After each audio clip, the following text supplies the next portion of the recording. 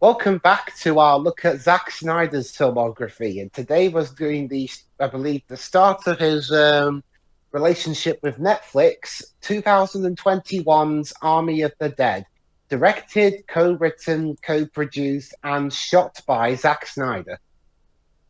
Yeah, he decided to go full Tommy Wiseau this time. This Aside from movie was starring. actually a pretty well-timed venture for Snyder, since this was coming hot off the heels of, well, the Warner Brothers controversy with him, the reveal of what they had done behind his back in regards to it, which brought a ton of people to his side, and also the news that we were getting the Justice League Director's Cut, or as you may recall it, the Snyder Cut, as it was proclaimed for.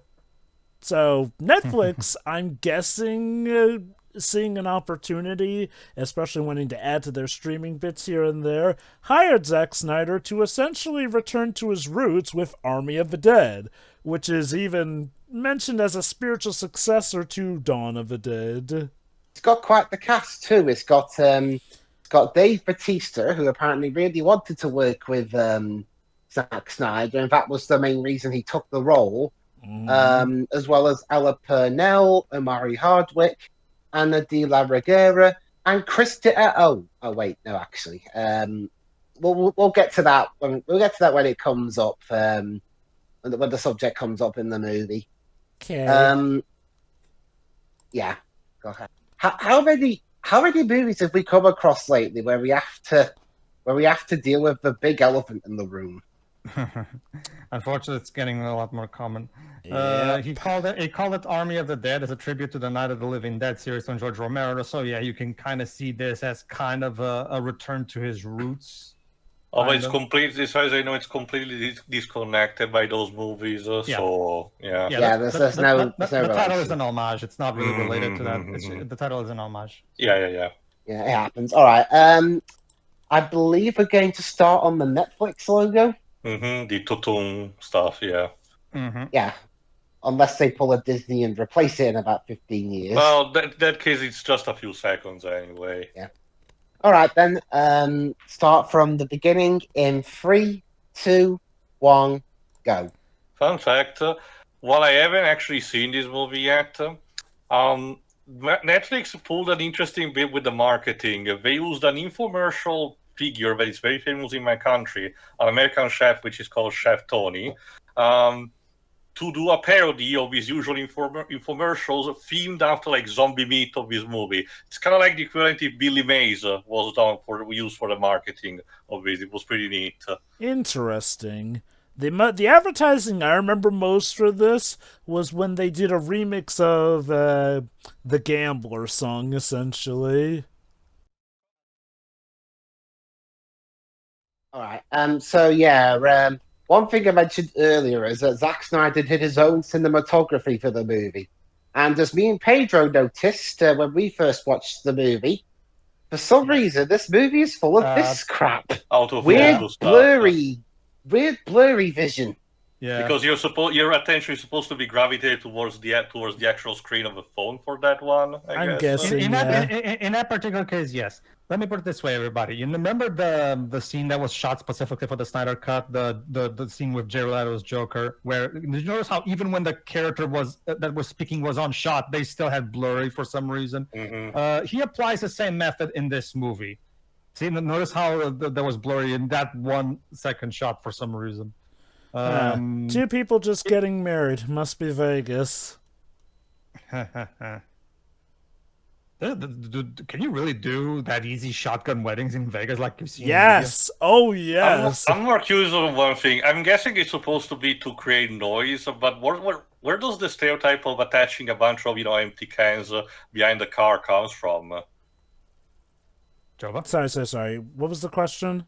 Where does the stereotype of attaching a bunch of empty cans on a string behind the car of just married comes from? It's because it creates noise, I guess. Oh, you mean why do couples tie cans to wedding cars? Yeah. Well, believe it or not, it was actually in the old days used to show disapproval of a union. Why are you blowing him in the car? Okay. But I'm guessing the thing is like, well, while it was originally used to show, disapproval of the Union, it eventually was turned to be used ironically in the sense to show evolution of a tradition, essentially. The idea... Also, sorry, go on. The idea originally came from the idea that, the cans would show discourse and noise, essentially, which would go against it. But, nowadays, apparently, as couples began to adopt more casual wedding celebrations, the tradition evolved into a more jovial act, essentially, to the point where now it's part of the fun and stuff. Also, Dweebs, to answer your question about what's happening right now, to be fair, the road was supposedly empty, so they were not seeing coming. So the idea of a passenger, helping hand is probably for the thrill. It's just that also these military people are dumb and they're not seeing this. So yeah, the whole movie starts because one of the drivers was getting a blowjob. Yeah, I don't think we mentioned. Are you sure this isn't a parody of zombie movies? Well, from what I remember, the marketing described this as a black comedy. Oh yeah, I always got the sense from the marketing that, well, okay, it wouldn't be 100% comedy, but it definitely would have a tongue-in-cheek stuff. Like, seriously, one of the most prominent lines I recall was, "Zombie tiger? That's going too far." Also, I noticed already our first pop song popping up, another staple of Zack. Mm-hmm. Otherwise, is the score still done by Tom Holkenborg? Yeah. No. Oh, is it? Yes. I thought this was someone else. Hold on. No, it's Tom Holkenborg. Huh. Okay, then. What was the reason Last for night those into the music? numerous fatalities? Sir, what is the cause of numerous fatalities? We were blindsided by the enemy. What enemies? I can't say for sure exactly, sir, but I think the driver of the vehicle that crashed into us was occupied. Pretty ecstatic. Oh, typical married couple out of Vegas. Yes. Checks out. Oh.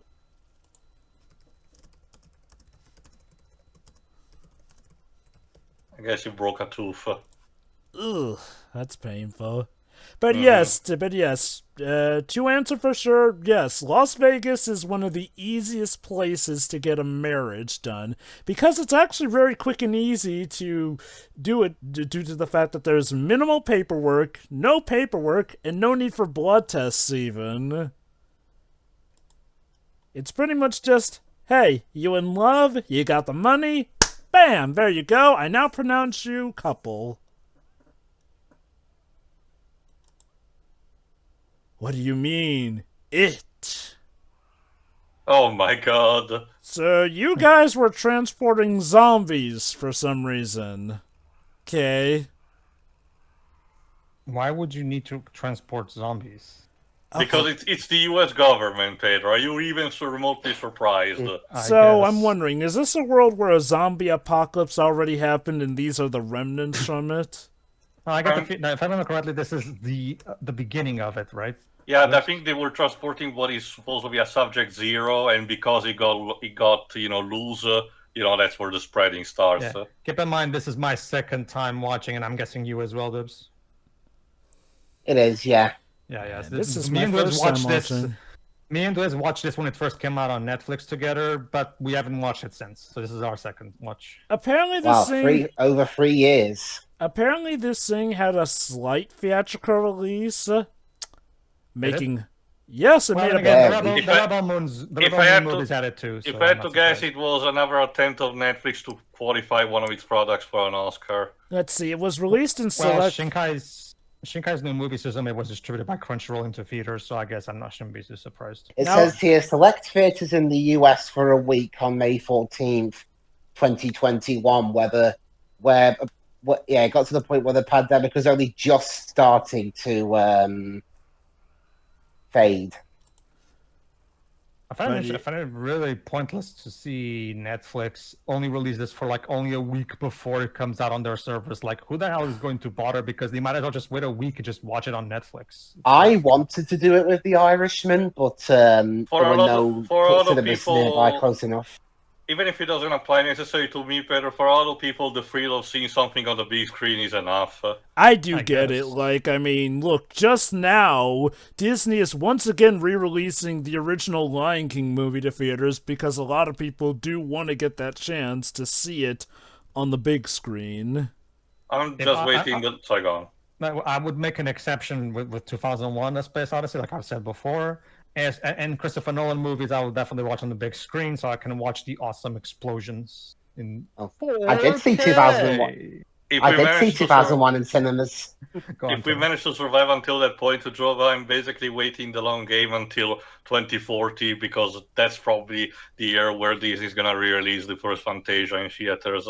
I want to see that. Okay, yeah, that would be cool, but yes, it seems that we have ourselves a zombie king who's going to make an army of the dead. That's the title of the movie. Oh, God. Oh, God. And the place that he will apparently be laying down conquest is Vegas. Be very afraid. According to Zack Snyder, this was not at all a project made by committee. It's definitely a movie that's incredibly personal and singular, he says. Yeah, I kind of get that feeling given how we literally open up with nude zombies like that.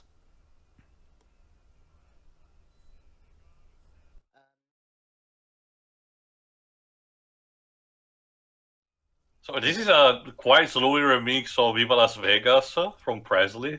Cute. Yes, he won the jackpot! This is the Of best course, day of his life. Perfect Also, time to end movie, it. I thought the stereotype was that the old grannies won the jackpot at Vegas. Here, don't you see, in Las Vegas, everyone's a winner.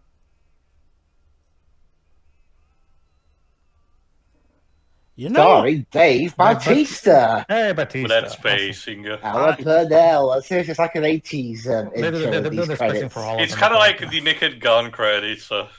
Omari Hardwick. oh hey Zeus. Anna de la Reguera. Huh. Seems like we've got some... Theo Rossi. Okay, we've got some... This zombie is weirdly fixated on Zeus. Matthias say these are- Schweikhofer. We'll see these somewhere. So far, the special effects are much better than 300 Rise of an Empire, both Yeah. practical and CGI. Yeah.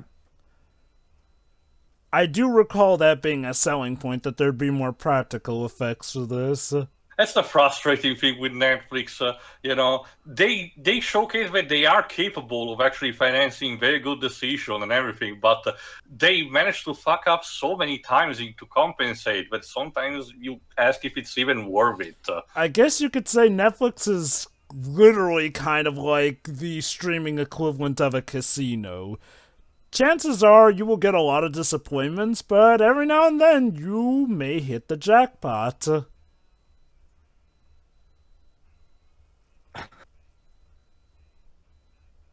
For fuck's sake. Yep. Yeah, definitely supposed to be a black comedy.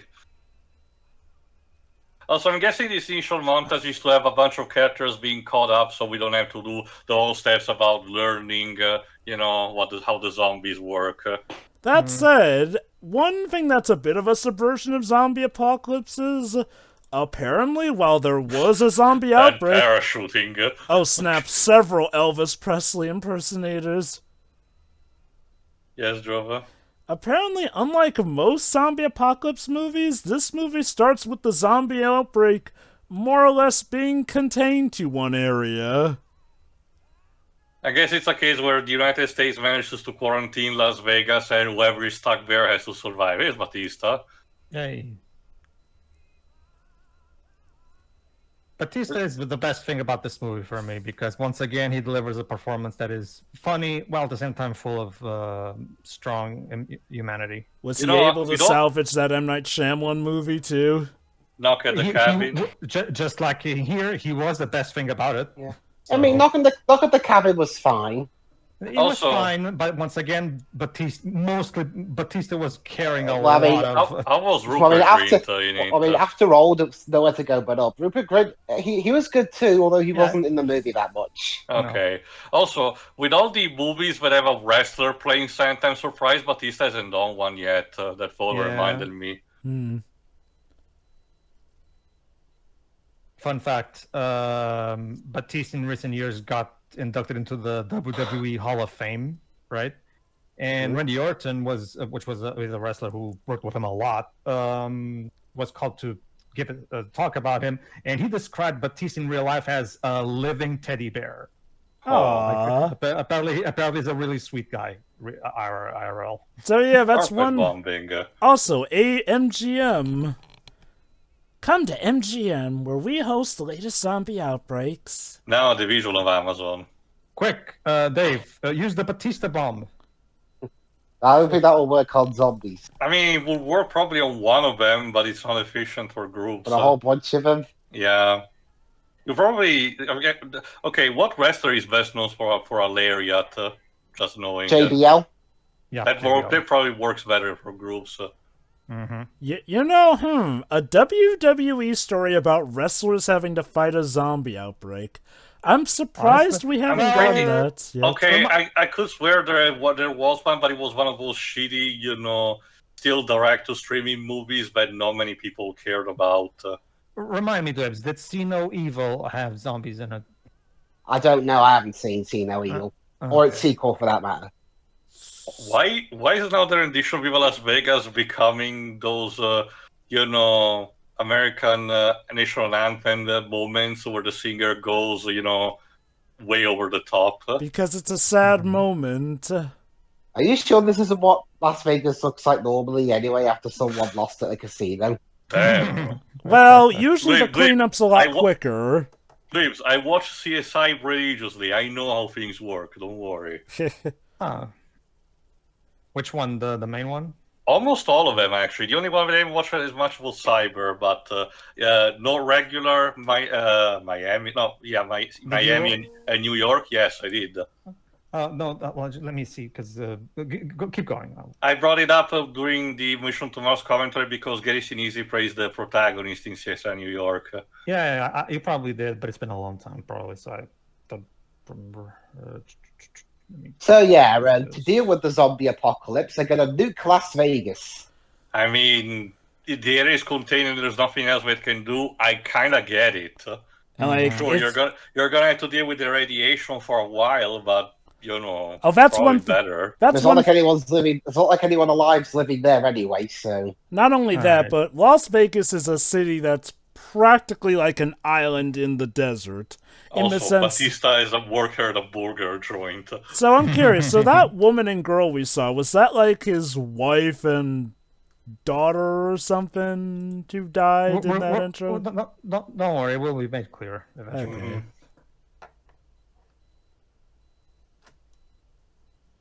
But yes, that's the interesting thing. The main plot is actually not about dealing with the zombie outbreak. That was the intro. No, what we have apparently here is a zombie heist. So it's basically like Ocean's 8, but with zombies. Basically, as so you we've got Hiroyuki Sanada playing Bly Tanaka. Basically, as you can imagine, Las Vegas is chock full of money that is unaccounted for. So, it's technically a plundering treasure hole. Only problem is that the current denizens may eat you alive for trying to steal it. And with a nuke coming, it's best to be done as soon as possible. I get it. Also, it might be a bit too, cynical potentially, but I do wonder if this is once again, this is Zack Snyder showcasing his fan boner towards Frank Miller, because the idea of the stereotypical Japanese businessman, ultra millionaire, was a thing more of the 80s and the early 90s that was common in stuff like the RoboCop stories. Yeah. I actually recently rewatched those movies with Dej. I guess I'll give Snyder the benefit of the doubt. Like, at least it's not like an over stereotypical Japanese. No, more of an observation than anything else. Wait, so So in a zombie apocalypse, America has gone back to analog TV. Well, to be fair, no. A lot He of just rural, has an a old lot of TV. even so, Dave, a lot of rural places and people who live in rural tends to actually still have those. Yeah. Also, this is an extreme nitpick, but how can you film in widescreen and have widescreen on those kind of TVs? It should be 14:9 at least. I'll still take this over what he did in the Snyder Cut, where for whatever reason he thought, you know what, I'm going to shoot a 2021 in 4:3 because that's not outdated. It's artistic. All right. It can be if it's something like The Artist, sure, but the Justice League didn't really have any reason for it. Though. Oh my God, Jovan. Yeah. It's just with zombie, but with the camp outside, the containers were a wall, and the military there. It's the beginning of Battle for Bloodhaven. Oh my God, you're right. I'll just explain real quick. Right when we were transitioning to widescreen digital TV, those that were stuck on analog had programs that were made in 16:9 cropped to 14:9, so you could get most of the picture on those older TVs, albeit with black and white, albeit with black bars at the top and the bottom. So I see in this reality, we figured out a zombie's true weakness, freight cars. Or as I like to call it, the Dark Ages. So basically, that's kind of similar to what they did with the DBZ movies. Wait, really? The DBZ movies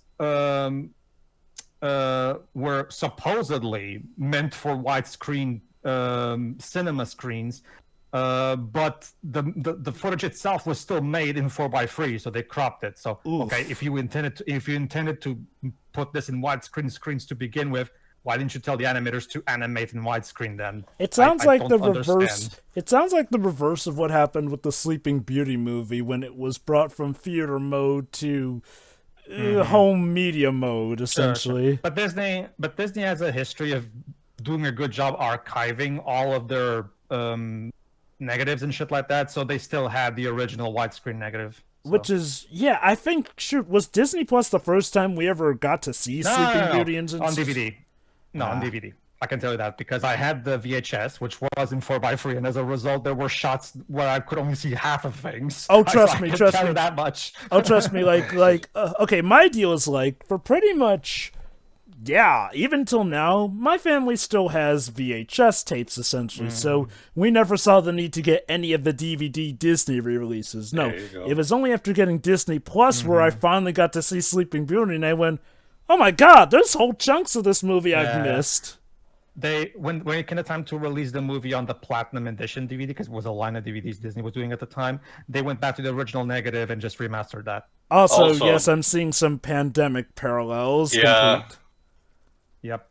Well, 2021, it was definitely on a lot of people's minds at the time. Wow, this just got really creepy all of a sudden. The movie was filmed in 2019. We'll get to a bit that was filmed during the pandemic in a bit. You are so the creep that's going to get eaten later. For some reason, I don't typically. He's not punching the balls right now. I don't typically watch these shows. Not that I dislike them necessarily, they're just not my bag, so I usually forget the names of these. Teo is one of the ones you watch, NCIS Los Angeles. That's similar, but just a different, complete type of show. And I know what you're going to say because I know that a couple of people in that have been present in like animation or something. Because I remember something like that. That's not the reason. The female protagonist of that show is a Portuguese actress that managed to right. Into Yeah. I think I remember that. But no, I watched more CSI than NCIS. Sure. Again, I'm not particularly experienced, so I don't know the major difference between these. So.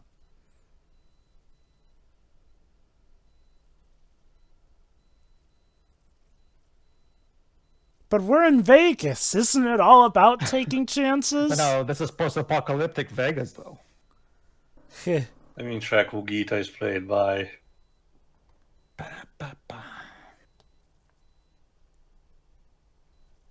You know, Vegas really is a city with an interesting story, though. My mom even tells me about how it literally just used to be essentially the equivalent of a tiny mole strip out in the desert that eventually grew into its own oasis island, essentially. Like, you want to get water in the desert, Vegas is your place. But that's the thing, Vegas is like a little island surrounded by a ton of desert. And yeah, this is, of course, the thing with Batista. He still has trauma from what happened. Mm-hmm. So he could totally fit in as a Resident Evil character. Geeta is played by Huma Qureshi from India. Let me see. Did she do mostly Bollywood stuff? Let me see. I love that. As a zombie, she tries to bite him, but he's too strong for her. Zombies never had to deal with a wrestler now. Like, normally those... No, fool, don't drop your gun. But Batista's so physically strong that he single-handedly powers her zombie form, even. Damn. The girl that we saw before, the Coyote, is played by instead Nora Arnezidir. I don't know. French actress and singer. Okay, so if I understand correctly, they got his wife, but she'd been bitten, but she shielded the daughter from getting bitten, and well... that's the result, I presume.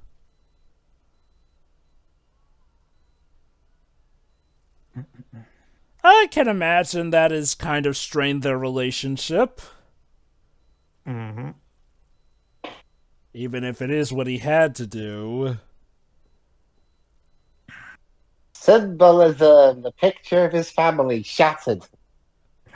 Just like the Bond. That's No, actually, it contains a medal. I don't know what that is. Oh, Well, no. okay. Well, it still works, albeit as God, that where's Jay when you need him? I don't know what that's supposed to mean. That's fine. Like, to be fair, even stuff that's usually below does this. Who's possible? Kim Possible? You know, I could totally see Kim Possible handling a mission like this. Okay, I don't have much experience with the Kim Possible cartoon, but I can imagine. Did she ever handle zombies? Well, zombie snowmen. Fair enough. Maybe they could get. Maybe it would be a crossover with the live-action version, the remake or movie or whatever it was. Good lord, that movie. I'm somebody who typically gives live-action movies a chance, but fans were asking for a revival. Oh, snap, even the military men are in on it. Okay. I understand. The thing is, in this particular shot, there's no reason for the background to be blurry. Like, I guess the focus is on her and, Yeah, mostly on the characters always in the background. No, I get that, but I've seen plenty of movies that have shots like that and don't feel the need to blur the background. That's the weird part for me. Did people who actually, reviewed about this movie mentioned about the cinematography? Not that I've seen. It's something that I feel like it's something that I found weird from after watching both the Snyder Cut, because the Snyder Cut came out in this year too. So this felt like watching these two movies close to each other. I got to know. Me and Dwebs noticed basically. My point is that, if people seem to have noticed and critiquing for, the Snyder Cut, but if they did not notice that much, or at least did not talk about it in this movie, maybe there is a reason, I guess. Well, actually, to be fair, too, the only three people that I've heard that criticize the way that the Joker scene is shot is me, Dwebs, and Dark Lords are the one. Aside from that, I haven't really heard anyone. Adam from YMS mentioned it too. Oh, you did? Oh, I didn't see it. And while it's been a long time since I watched it, I'm pretty sure Mueller did it too. Sure. No, it's just because, okay. I can at the very least understand somewhat with this movie, because at the very least, we have yet to see a shot where the character that's speaking and it's on shot is blurred. So I'll give it that. I will definitely still stand by my ground that the way the Joker scene was shot was just bad. Garbage. I'm honestly wondering if there was supposed to be some point and purpose to it, but I still have not been able to discern any. Because, being a dream with an apocalyptic scenario and such, Plus Bruce is basically tripping balls. That Plus could being be. filmed during the pandemic. Maybe, I don't know. So basically, we're getting the band back together.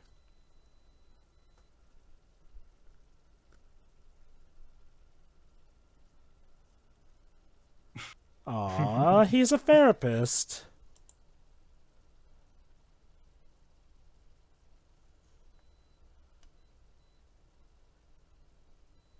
So this guy's played by Omari Hardwick. Let me check what else he's done. He was in Kick-Ass. I noticed Batista's face was a little blurry for like a half a second just now. Is this gonna be a game like Oh, Spot he the was Blur? in the A-Team movie, but he did not play the P. Baracus. I still to sure, this sure. day have not seen that movie yet. It's now a Disney movie too. Skip one.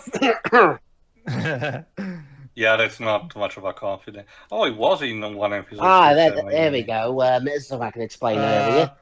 Aurora Borealis. It's just... the rainbow. It's basically the not natural, but and think of it an evolution of a lens flare. So we're back in J.J. Abrams territory. So this is Tig Notaro playing Marianne Peters. Although what happened was originally the movie had an actor named Chris D'Elia in this movie, but the year before the film came out, he was implicated in some really unsavory sexual misconduct allegations. So to try and distance themselves from that, they took the decision to replace his character with Tig Notaro's character, which was a lot trickier than it sounds, because that happened in mid-2020. Guess what was going on in mid-2020? A lot of things, yeah. Oh, and to make it even more difficult, poor Tig Notaro, it was a cancer survivor during a pandemic. Oh boy! What they did was, since they couldn't really reshoot the movie during a pandemic, they had Tig Notaro mostly on her own do all her work on a green screen with Zack and any necessary crew present, albeit masked and distanced. And really, I think she only interacted with like one other actor in the movie. Everything else was just with an acting double. Not the most ideal. And she was CG'd into the movie. And to give Zack and his mobile game graphics have gotten really amazing since the apocalypse. And to give Snyder and his crew and Tig Notaro a lot of credit, if you didn't know she was a replacement in the movie, you wouldn't have noticed, because she is implemented in this movie almost seamlessly. Yeah, so far I can tell you that the scenes that involved her, seem pretty seamless. Yeah, also, I didn't even notice anything the first time I watched apparently, it. Apparently, Pedro, she also voiced one of the professors in Beavis and Butthead Do the Universe. Okay, that makes sense. So I think that scene we saw was actually showing that in this role, even content creators can get stuff off the zombie apocalypse. War building and stuff. I'll check who it was. Could you remind me the name of the actress again? Tig Notaro. Although, from what I can check, she was basically like one of the extras, possibly one of the professors that showed up towards the end. Oh, okay. Based on her look, I can probably already guess which professor it is. Let me see.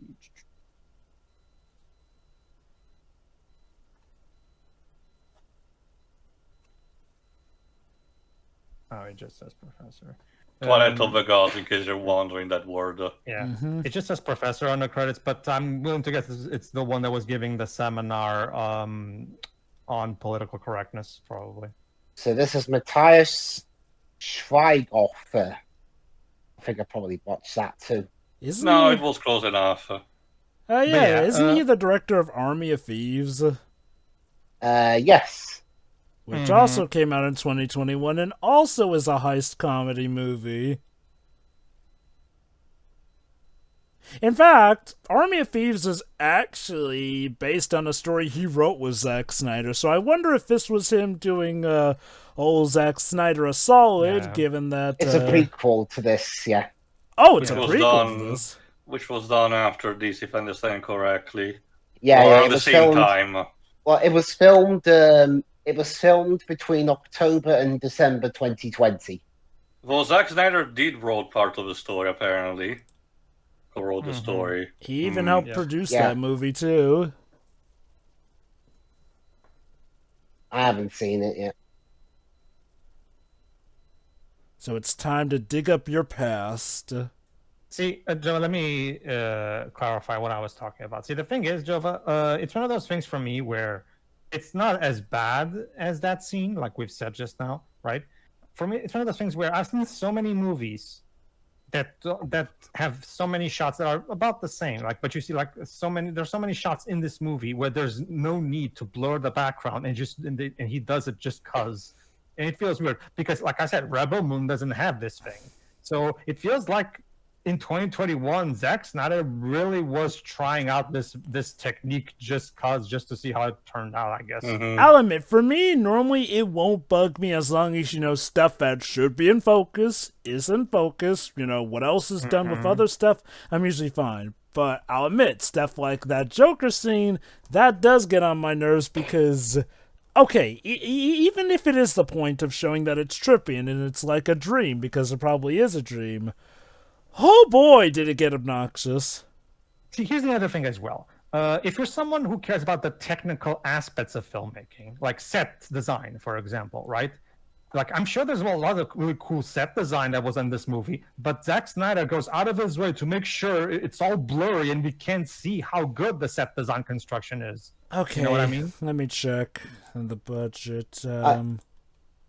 70 to 90 million dollars. I'm wondering if it's due to a limitation on what sort of cameras they could use. No, I really doubt it.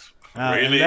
Remember, What is Snyder he not only shot the movie, he also was actually actively holding the camera himself. Huh. Okay. What is this? An hotel for ants? Okay. And of course, the end goal is a rescue chopper. Jeez, this feels like the Missing Dead Rising plot. I'm kind of more reminded of the Resident Evil later movies, particularly Extinction. Well, I'll give it credit. This movie, unlike those, doesn't make me want to stab myself with a fork. So there's that. So far, it also seems that our protagonist all of our main characters seems to be on an even field, rather than having one that really, really, probably has a more Gary Stewness or Mary Stewness. Sure, of course, Batista is the main focus. I get it, but he doesn't seem like he steals the show from everyone else. Yeah. Well.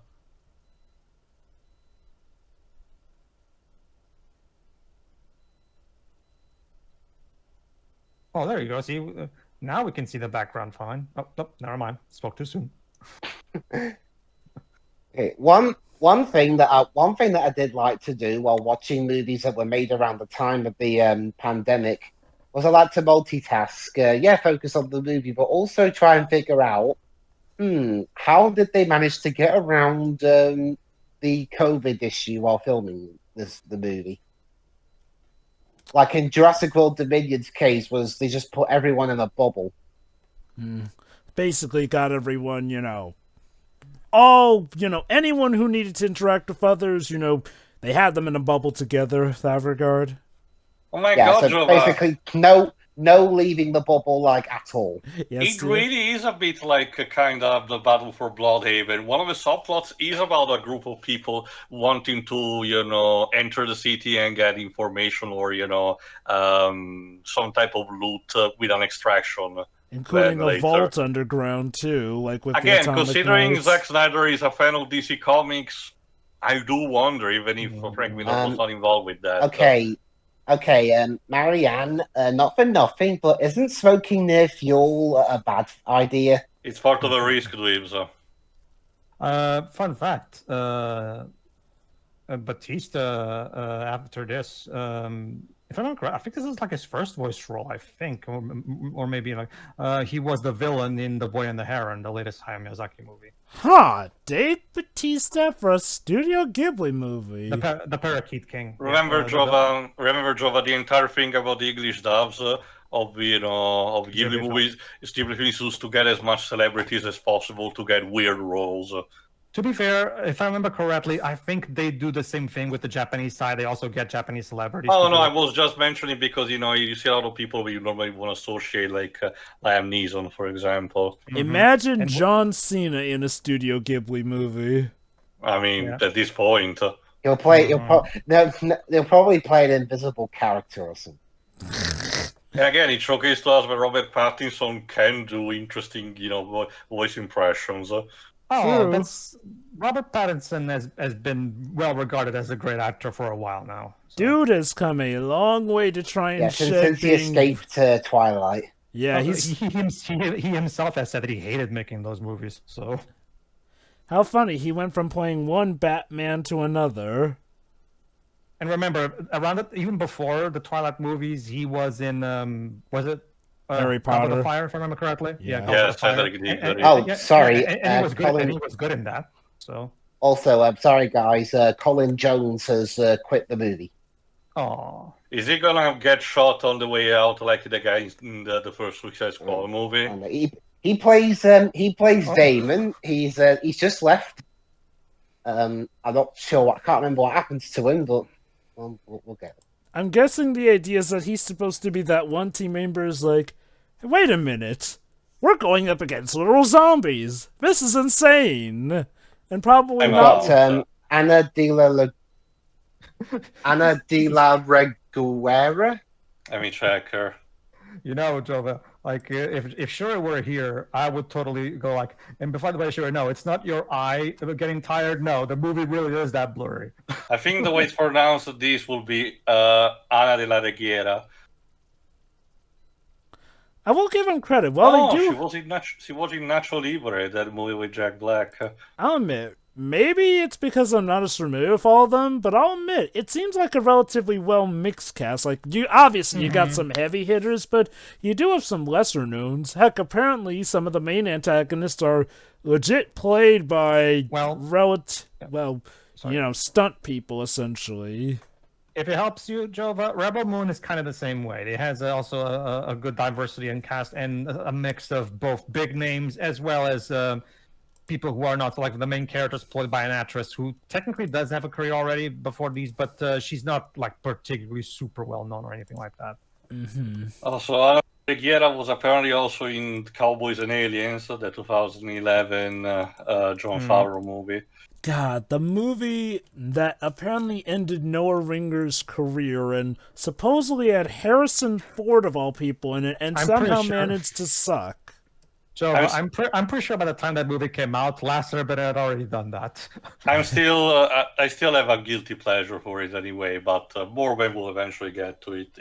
That's my basic point. I'm pretty sure it was Last Airbender that did that, not so much the Cowboys and Aliens. Well, it's like, from what I understand, Cowboys and Aliens was like his last go at a career, but when that. Well, but here's the thing.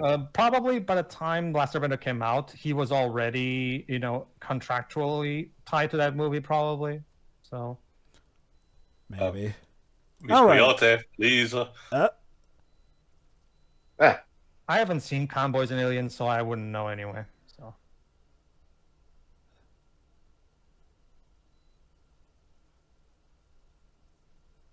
Who is this mysterious coyote, though? Is she a wily coyote?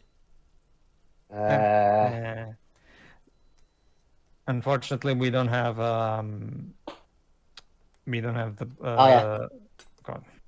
Yeah, I've got me. It's funny. I've got my dogs in the room with me while this movie's on. Can't remember. Are there any dog zombie scenes in this movie? I don't know. I don't think so. Not that I remember. I know that there are some animal zombies in this, apparently. So. I guess we'll have to wait and see. Well, that's one thing we didn't mention. We did mention... I'm sorry, go on. We did mention that in the 2004 Dawn of the Dead movies, the dog was not running any risk of being infected. According to the interviews, apparently there were supposed to be zombie dogs originally, but they were cut off. So there's that too. Go on, Pedro. No, I realize that this is purely just a pet peeve of mine. I understand. Don't worry. But it's just so distracting to me. Like occasionally you'll get a scene like that in the bus where we literally see the woman in the bus and the entire shot is blurry for no reason. You know, it's just like it just feels. I don't know. Like when it happens, it just feels distracting to me because I don't typically see movies doing this so much. You know? Visit Nevada, I guess. Visit Nevada. Once the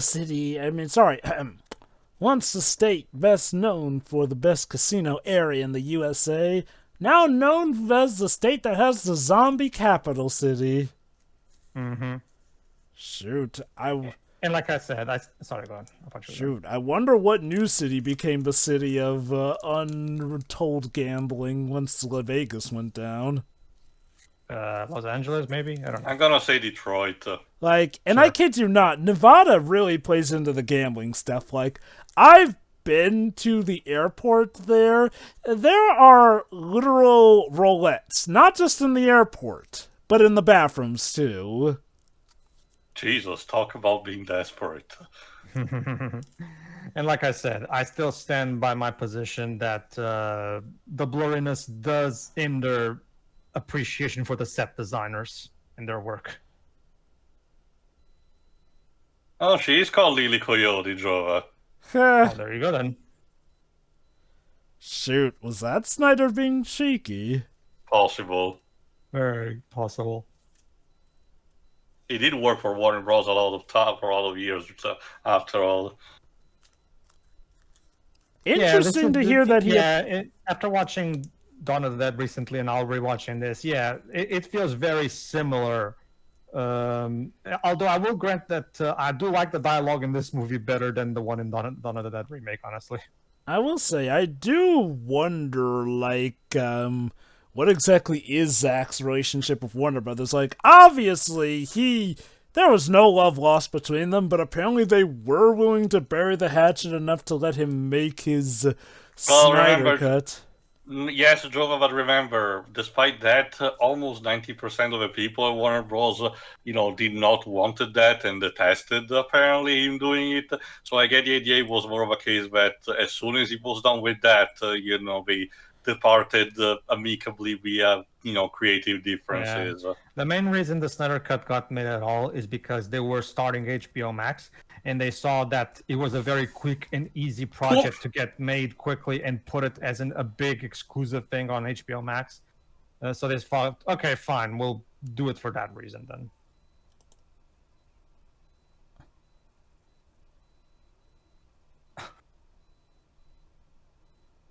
Get it? She's opportunistic, like a coyote.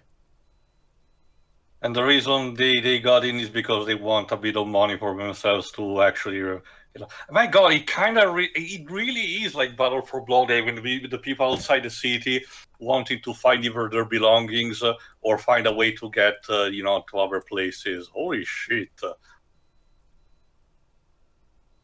only major difference is that Bloodhaven was a chemical, nightmare instead of having zombies in it.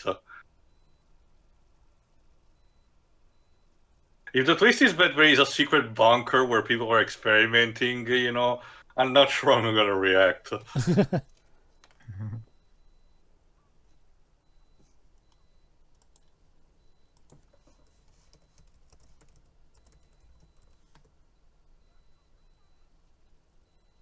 Let me see who Kate is played by. Ella Purnell. British. Oh, she was in Kick-Ass 2. Oh, she was Teen Maleficent in the Maleficent 2014 movie. Huh. She was a young version of Jane Porter in the 2016 Legend of Tarzan movie. She was also in Miss Peregrine's Home for Peculiar Children. Yeah. Also Churchill. She was in not the 2011, but the 2015 Cyberbully TV movie. And she has done a bunch of other TV. Oh, I think she's one of the main characters in the Fallout TV series. Well, Oh, yeah. hey, Scott, think of it as like take your daughter to work day. So she went from Netflix to Amazon Prime, I guess. Well, considering the beginning of her career with Maleficent, yeah, it seemed nice to see that she definitely went up. So, I mean, from being in Maleficent to being in a Jonathan Nolan production, that's definitely a step if I've ever seen it. Well, considering, again, the role was very minimal, I'm not even sure how much of an impact it had. So, I guess. So basically, Kate insists on coming along so she can find this family that the coyote escorted back into the city. I'm sure that's not gonna make the whole plan go on tits up.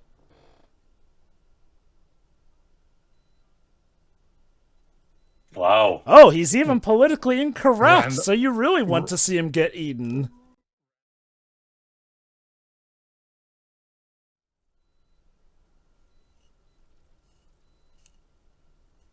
Oh, I wonder, could it be that we bring along this guy who's such obvious cannon fodder?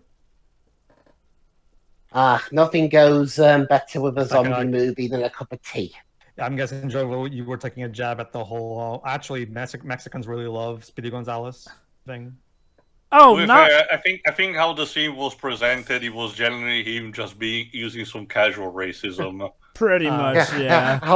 I was gonna say you're more worried about swearing because you're going into a city that's filled with zombies. But I love it. I love it. He's politically incorrect and corrupt as all hell. They are absolutely framing this guy to die or have a redemption.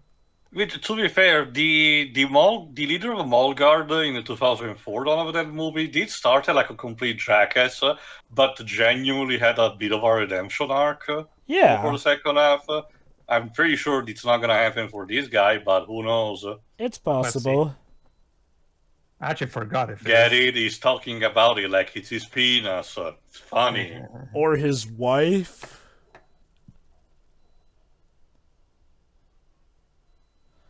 Alright, so we have our team. We got the leader, the maverick, the lancer, the nervous guy, the jerk chick, and the pure-hearted daughter.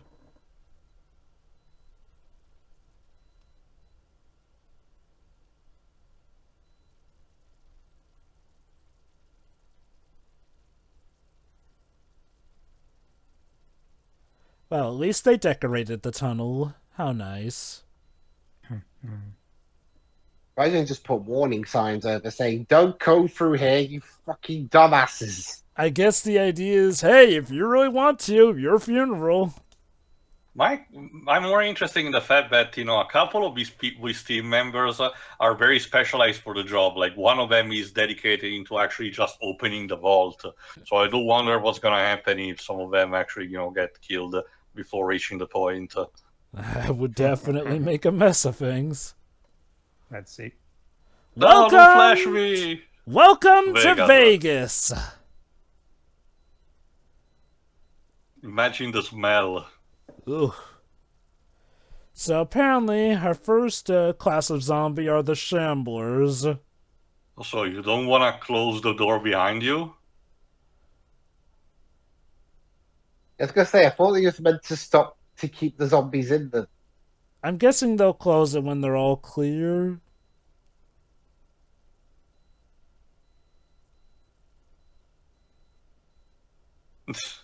How opportunistic.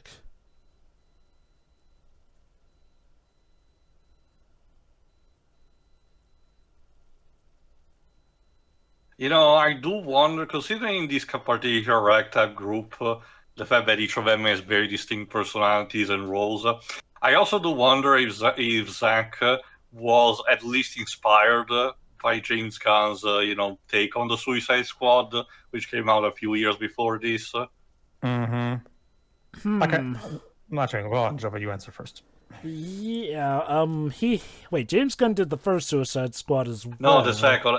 Didn't that come out 2021? I thought it was before the pandemic. No, When did No, it- no, no, it was- no, it was- 2021. Fuck. Okay, so the same year as this. A Okay. lot came out in 2021, and of course, because it was 2021, a lot sadly were box office bombs. That makes sense. That makes sense. A lot of projects that got delayed in 2020, and as a result, 2021 was very packed. That makes sense. It also didn't help that Oh. some studios Oh. were. Oh boy. There's the zombie tiger. All right.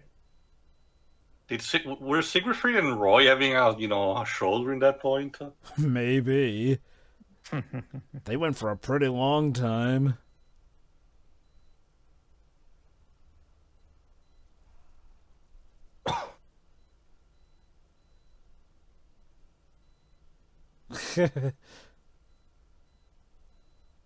Adorable.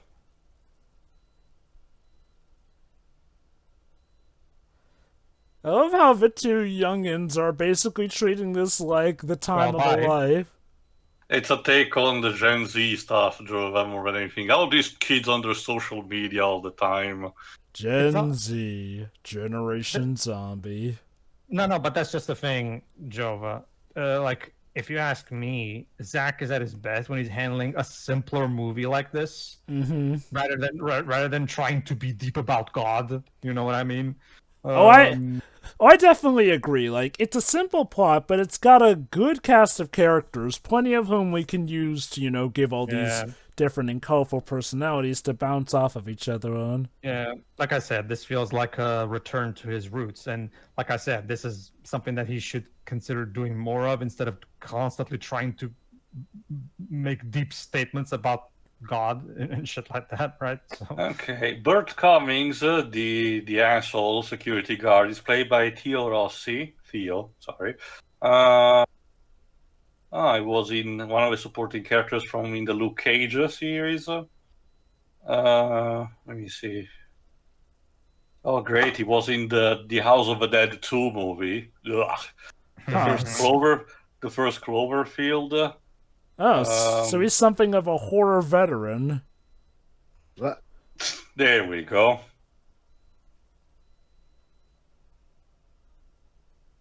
Fate.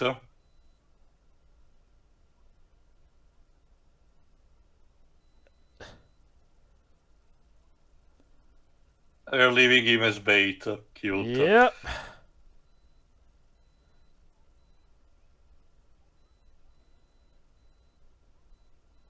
Oh, so these zombies can think. But Or- yeah, basically, Theo Rossi was also in a lot of TV stuff. Go on. Wow, I know I clocked him as being the asshole who dies, but damn, I didn't think it would be This this early. early. yeah. Hey, at the very least, it's not the black guy that dies first. So there's that. So basically, while the Shamblers are your typical zombies, apparently there are some zombies that can think. We're guiding them in the alphas. Everyone has a mom. You can't. Meanwhile, all the poor little kids whose mom died at childbirth are crying. I love how the Tara's. I love how as soon as it's revealed that the guy's an absolute piece of shit. I love how the Tara's character was like, "Well, she's got you there." Don't believe her lies. Yeah. In the meantime, for what I'm looking here at the development history, apparently it goes back all the way to 2007, where apparently Warner Brothers announced that they were going to produce this movie called Army of the Dead zombie film based on a story by Zack Snyder, and it was going to be written by Joby Harold, whoever this guy is. Oh, yeah, I've heard of Joby Harold before. Go ahead. I'll have to get his page up real quick. Basically, Joby Harold, he's a screenwriter from England who's been involved in stuff such as Edge of Tomorrow, My my God, Blind hold on, Brother. What a mighty combo! A mix of lens flare and blurriness. Jesus. He also did King Arthur: Legend of the Sword, Robin Hood, John Wick Chapter 3.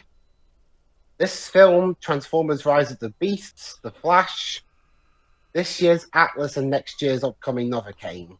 I can imagine this was again, the whole thing is that this was a story that Zack had in mind for a very long time. So the moment he went to Netflix, they asked him, is there anything in particular they want to do, just to warm things up, and he went with this. Yeah, it was the same thing with Rebel Moon. It was also a project that he had for a while.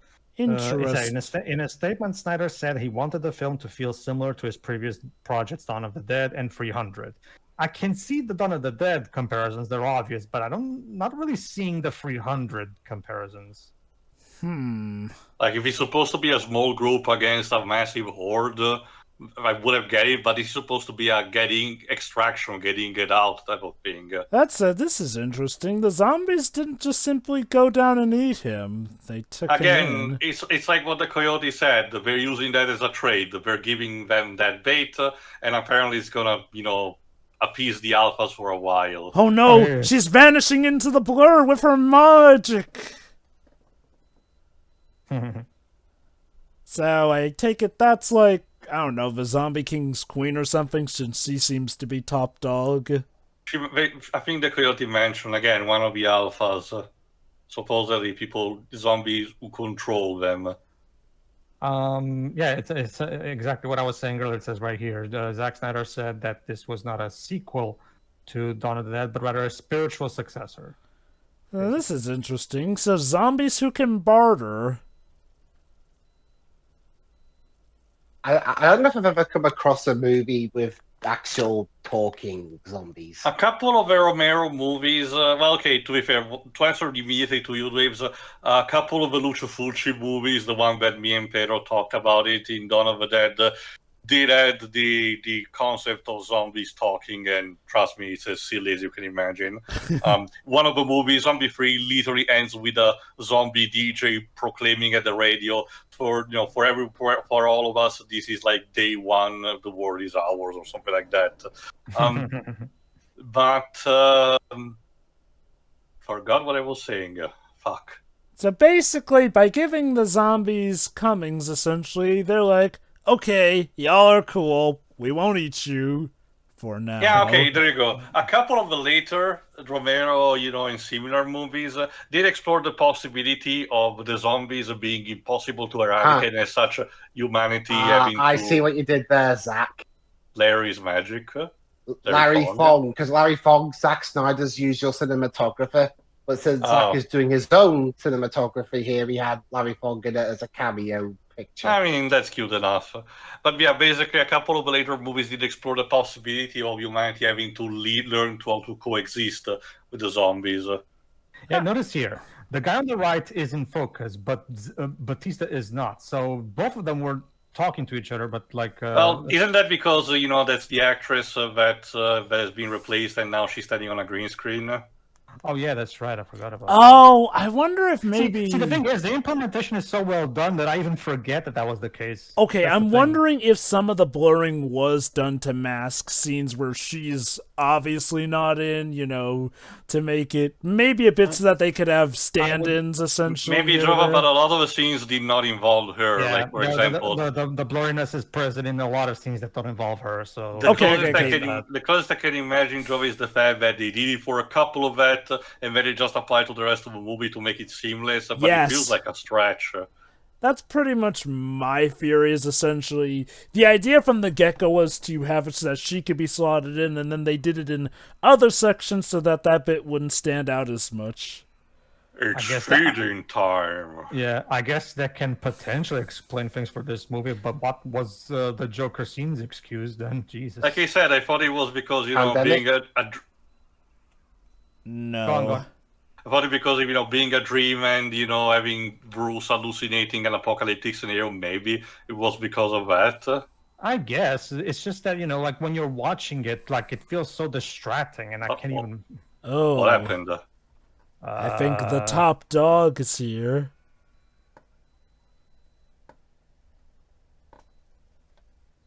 This is going to be like in The Howling 2, where the curtain is the... Oh, I guess that's Subject Zero. The curtain is the leader. Who was standing atop the ruined Lady Liberty. You maniacs, you blew it up. Okay, but to be fair, Las Vegas has replicas of Yeah, landmarks. Oh, I know. It's just like, well, that felt like a big Planet of the Apes reference, especially with the Statue of Liberty being wrecked like a zombie. And oh, he's so badass, he even got a spear with human heads on it. Yeah, it says here, according to Snyder, Warner Brothers had been strict on their plans for this film, and he experienced budget issues as a result. So, but Netflix allowed him to create most of his ideas for the project, basically. So, when this movie was going to be produced at Warner Brothers, there were a lot of budget issues that Warner Brothers imposed. Oh, what, Snyder? No slow motion kissing for these two lovers? Don't worry, Jova. That's what Rebel Moon Part 2 is for. Oh, yeah. Living people get that, Jova, but zombies, nah. Again, I'm kind of with the security guard. I don't understand what the fuck is going on. For what's that sentence from Lord of the Rings? For Gollum and what was it? For Frodo, I guess. For Gollum, wow, wouldn't that be a twist? It turns out the new hero of Lord of the Rings, it was Gollum all along. Well, actually, isn't Andy Serkis right now directing a Gollum movie? The solo He is, yes. Yeah. I mean, if it's been made by Andy Serkis, I can sorry. The facial expression, sorry. Sure. No, well, if it's being made by Andy Serkis, I can believe that it can be good. Oh, I see. So they're not gonna eat him, they're gonna turn him?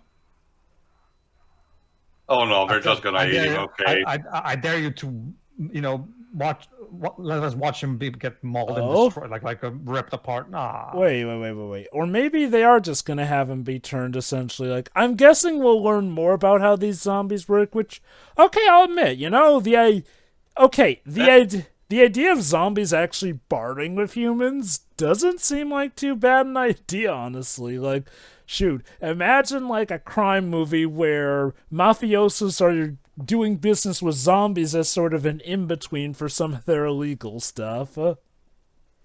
Mm-hmm. I mean, shoot, when you get down to it, that could be the plot for a Solomon Grundy movie. Is he basically like the most well-known zombie in the DC? Yes, although it's a bit complicated because a lot of his origins has been retconned a bunch of times. When it was created, it was a simpler time where, DC had a bunch of horror-like story, like, it's the witching hour, stuff like that. So an anthology which included this random guy fell into a swamp and then he came back as a zombie, in 7 days. My personal favorite take on Solomon Grundy is he's essentially an undead mafioso, which some versions have played into. Yeah, so fun fact.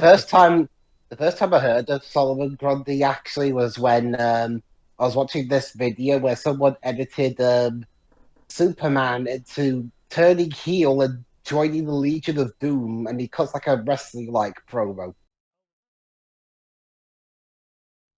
So fun fact, Batista, when he got pitched the role at first he said no, because he was looking for the dramatic roles to star in. But since he wanted to work with Snyder and he read the screenplay, he changed his mind. I guess that makes sense. It's kind of the opposite of what Arnold did with the Predator sequels. From what I have heard, the reaction and reception of this movie was overall good, if maybe a little bit on the meh side. Like, from what I understand, this movie is not like, the lost golden palace of cinema, but 67% on Rotten Tomatoes. Yeah, that sounds about right. Again, much like Dawn of the Dead, the movie's fine. That being said, I will say that this movie didn't really need to be 2 hours and a half. You could easily, again, I understand that this is becoming a pattern with me with Zack Snyder. I get that, but you could have easily streamlined this into 2 hours tops. I guess I'll give him credit. At least the first 49 or so minutes did feel like it was at least used relatively well enough to flesh out the audience. Yeah. Mm-hmm. Yeah. Also, I'll give him credit. He didn't do a stupid jump scare there, even though he easily could have. So if I understand... Oh boy. So if I understand correctly, the idea with these peeps is that they're shamblers. People who were killed, but, well, they won't be staying dead for long, essentially. So she's doing essentially like what you did in Resistance, Tio, and killing them before they turn. Better to be safe than sorry.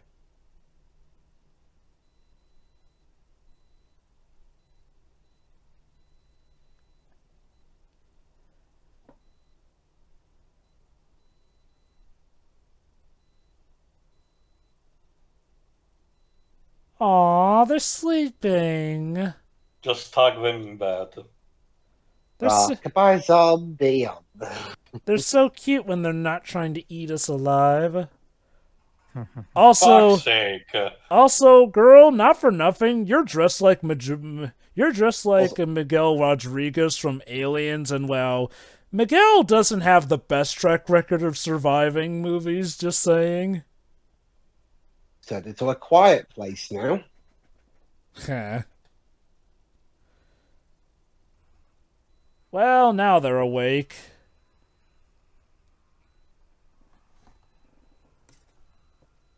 Also, I've noticed also that there hasn't been much slow-mo so far. Yeah, true. He's been pretty well Mostly in the restrained. intro with the montage, I guess, but... Oh, Zander will make up for that, don't you worry. Okay, no, I was speaking just about this movie more than Rebel Moon. Yeah, like... I guess Zack didn't feel the need for slow motion in this movie. So far. Yeah.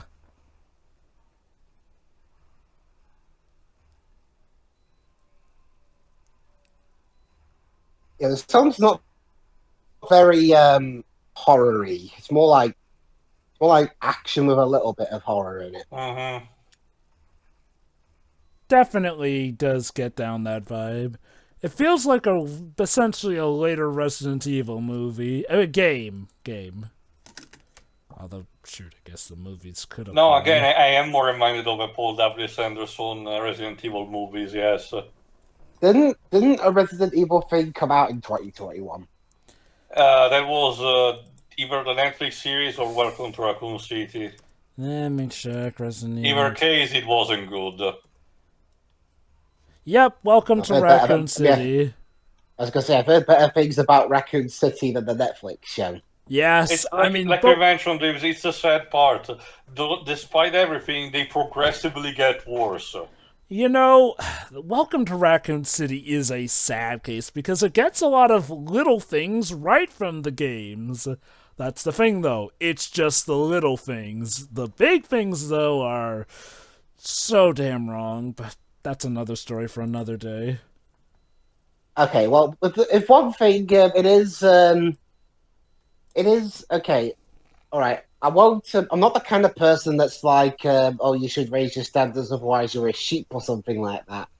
But it is good to know in some respects that just because it's not a Paul W.S. Anderson thing, that these people aren't going to give a thing special treatments.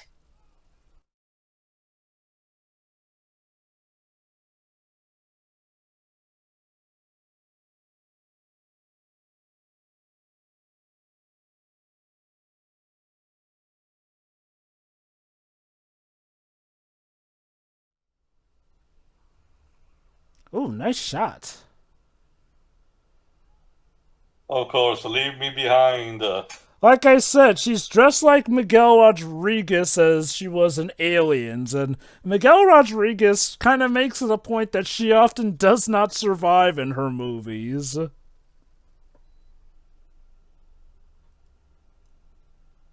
Please, I don't want to be a zombie. This is not any more wholesome Chungus.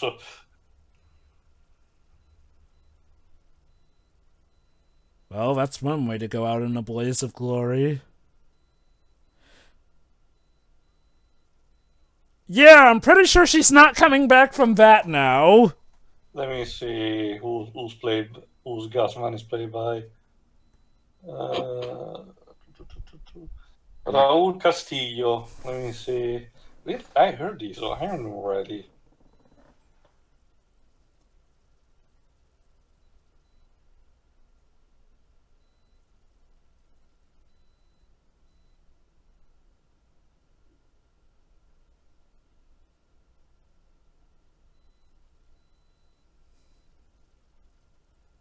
That looks like one of the lesser damaged buildings. Probably because it's solidified. Okay, Yeah. no, I don't recognize the rest of his career, aside from a few spots, which was like one episode of some series like Law and Order, but he still also has a meaty resume gone. Man, who hasn't been on Law and Order at this point?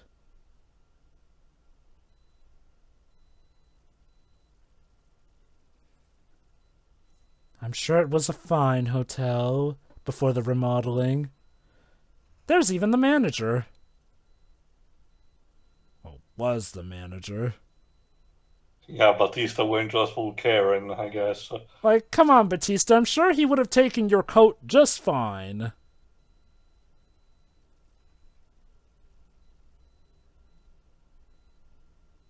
All the subtitles for the deaf, zombie free snarls.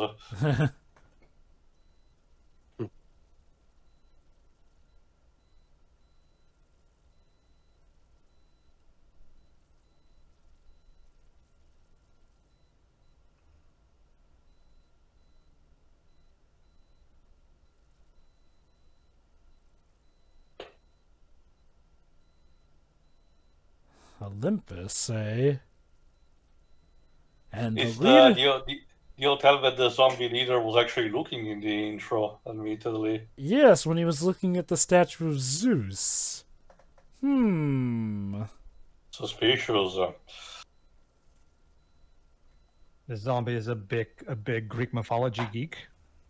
So it Of might course, seem... Even It's a if Black they Lantern. are mindless zombies, they can still appreciate some culture. It's I guess.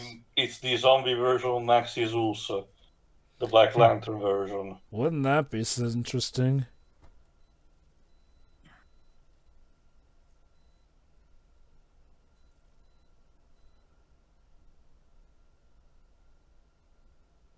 Wow. You weren't even his first choice.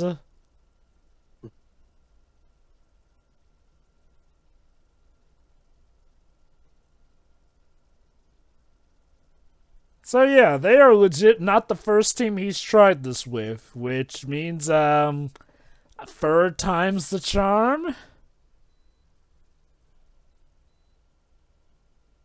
I'll admit, I am digging the banter in this movie. Like, It's important to remember that. Well, actually, hold on. Let me rephrase that. Yeah, Zack co-wrote the script, but he also had two writers who didn't follow him into the Rebel Moon movies. Joby Harold. Here it is. Go ahead. Yeah, I do like the banter. Like, it's very snarky, but it keeps from getting overly annoying.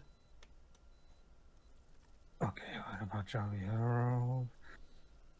Oh, okay. To be fair, it was just a story.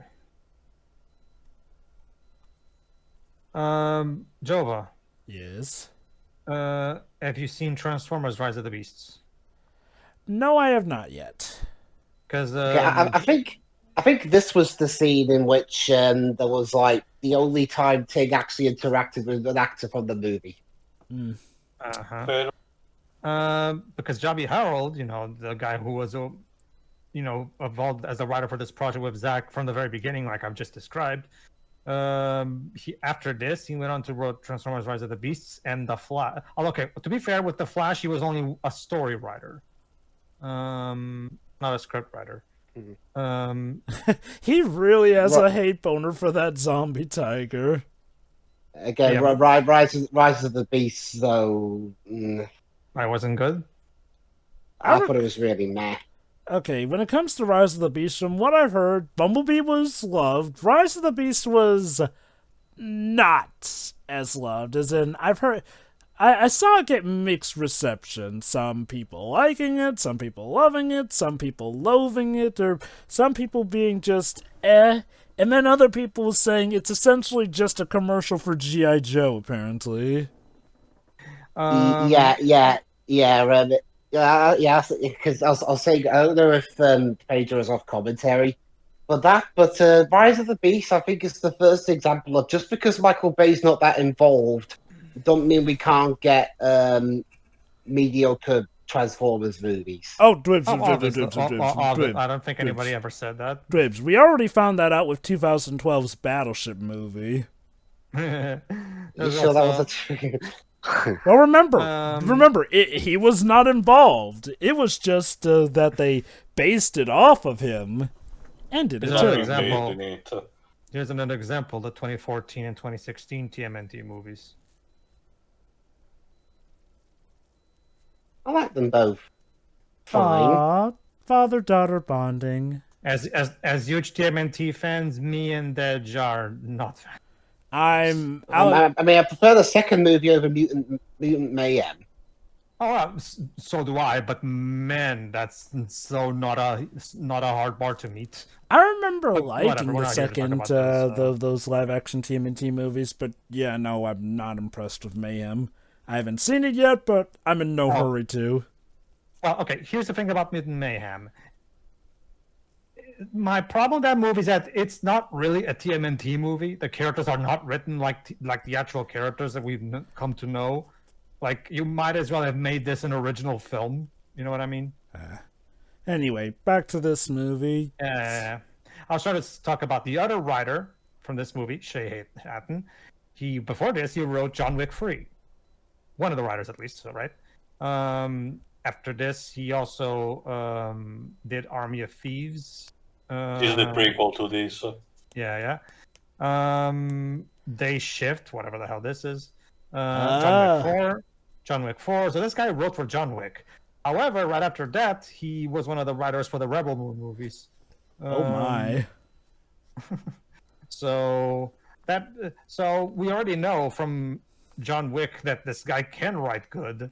So I'm gonna have to say that because in Rebel Moon he does the same thing. In Rebel Moon it's co-written, directed, cinematographed, produced, all the shebang from Zack Snyder. So it's Zack's vision.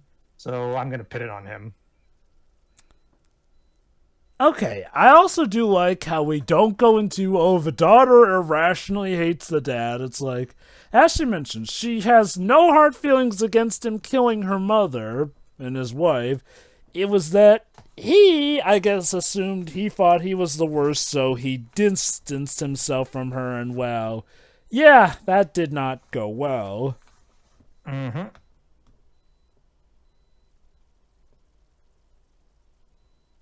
It was a life. Aww.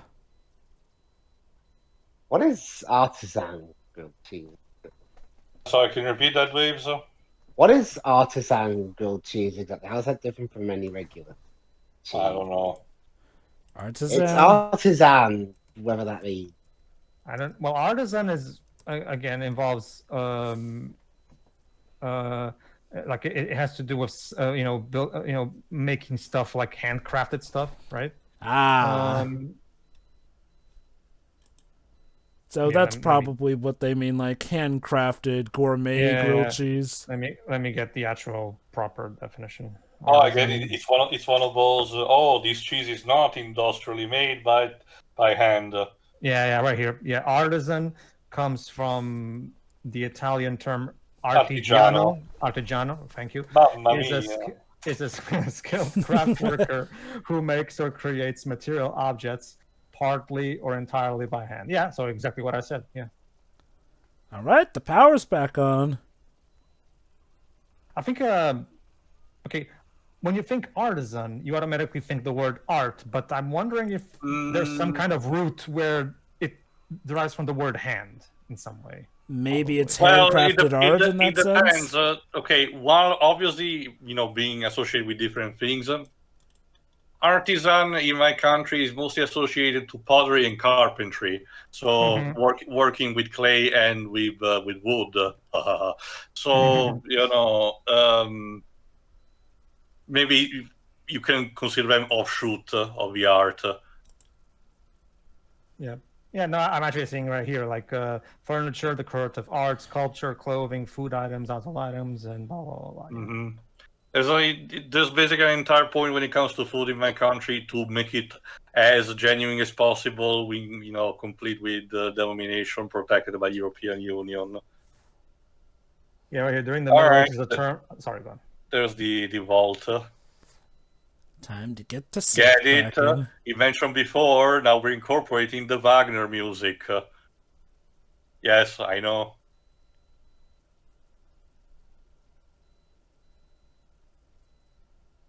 The Opera of the Nibelungen is actually something that I'm surprised was never really that much adapted into a movie or animation these days. I'm pretty sure there have been, live action adaptation back in the 30s or 50s, but not so much now. So these guys tried to cut their way in, which, did not end well for them. This is why they required an expert for this one, someone who actually can understand.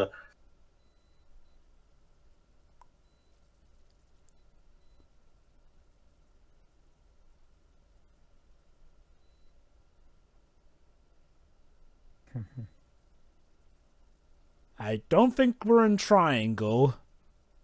It would be a neat twist, but if we're actually venturing right now, that means it's not true.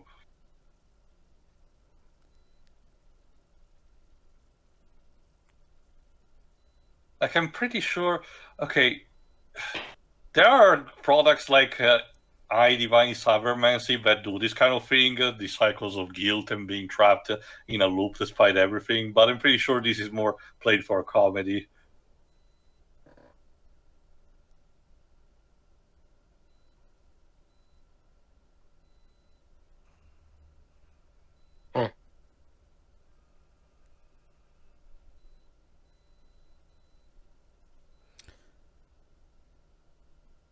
Wow. Now what? What, are negotiations off the table now for some reason? I mean, I'm pretty sure... That was my favorite metal gate you just blew up. You must die. I mean, it's petty as, CDI Ganondorf will do. Ready to enter? You dare bring light to my lair? You must die! Oh, okay. Now I see. Okay, basic. Okay. Now I know what it is. I just didn't know because the Portuguese term is different. Okay. Basically, those artisan grills are basically, literally grilling food the old-fashioned way, like it's the whole artisan thing. With an old-fashioned, one of those really old grills that you have to manually hold with your hand instead of nowadays we have machinery that basically does it automatically for you, right? But basically, to sum it up, cheese grilled the old-fashioned way. That's basically what it means. Which must be delicious. I mean, I can imagine it's a selling point, Yeah. There's the leader again.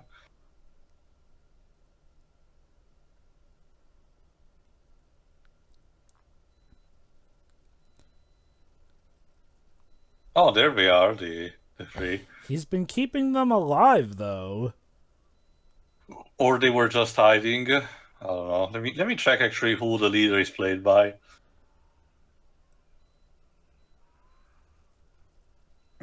Let's see. Yeah. It doesn't seem to say anything on Wikipedia. From what I'm seeing, they credit the Alpha Queen, but they don't credit. Oh yeah, Hold on, one I'm thing checking. I think one thing I'll mention while we're waiting for that. An interesting but weird promotional thing involving this movie happened in WWE around the time of the film's release. Batista, so. What happened was there was a match at I think Backlash of 2021. So to promote the movie, they had a themed match where I think it was the Miz and Damian Priest. I'll check. Backlash 2021 or WrestleMania Backlash.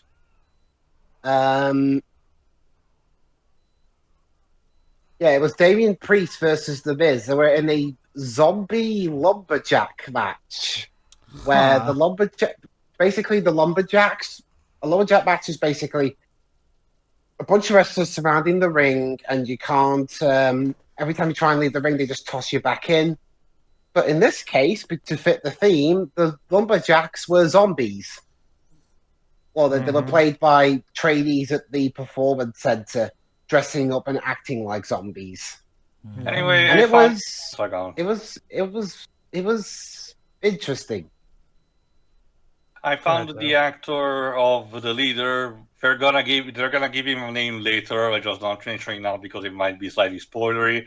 It's called Richard Citrone, which has been a stunt worker performance since the early 90s, actually, and he's been in a lot of action movies like Far Down Below, Blade, The Time Machine, The Scorpion King, Daredevil, Underworld, even the original the 2004 Dawn of the Dead, and the 300. So he's also a Zack Snyder regular, and as an actor, he's also part of the Rebel Moon movies.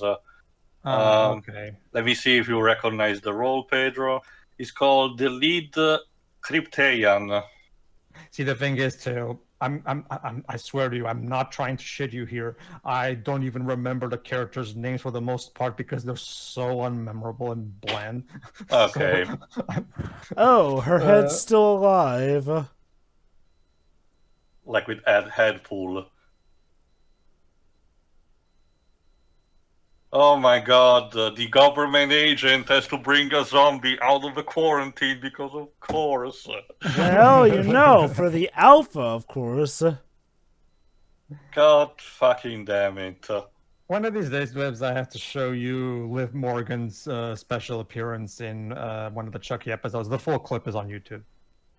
Sure. Basically, she's a big fan, and she's always wanted to be in a Chucky production and be killed by Chucky.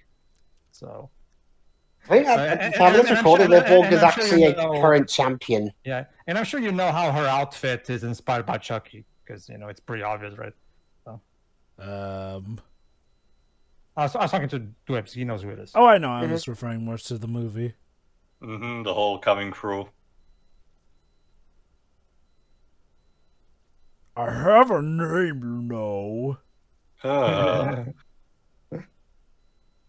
Wait. I get it. This is going to be like in The Lady in the Water. I get it. This is the part where the unlikable side character gets killed. I guess not.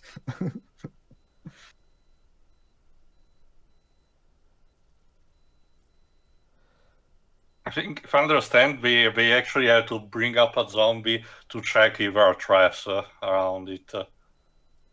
Microwave? We're having microwaved hand for dinner.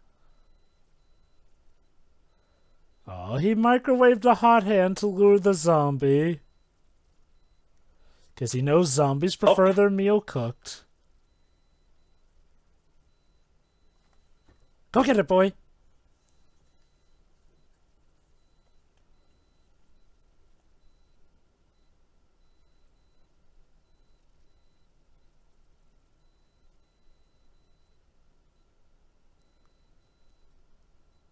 Oh, pressure plate.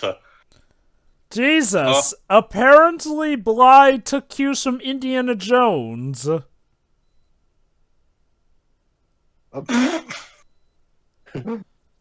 Yeah, I can imagine, people in Vegas want to protect their money really bad. Yep. He could have told us that he had all manner of traps. Let's see if there's another one. No, come on, keep going. Oh! Whoa! Crash. Fatality.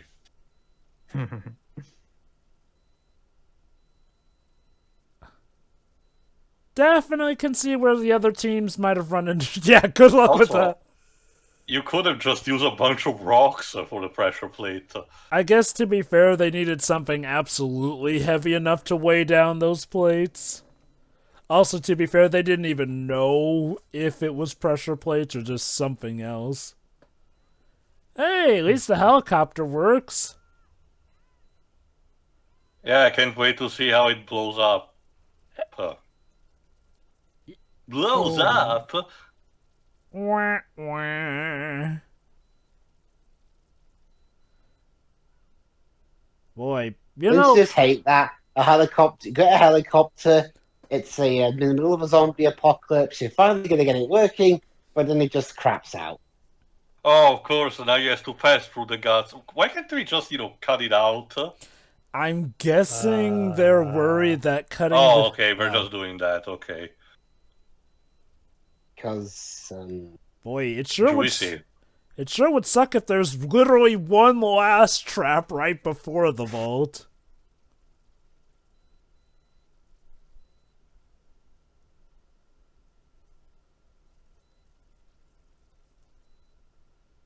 How poetic. Just, yeah. Okay, if this were a James Gunn movie, this would literally be right before somebody dies. Mm-hmm.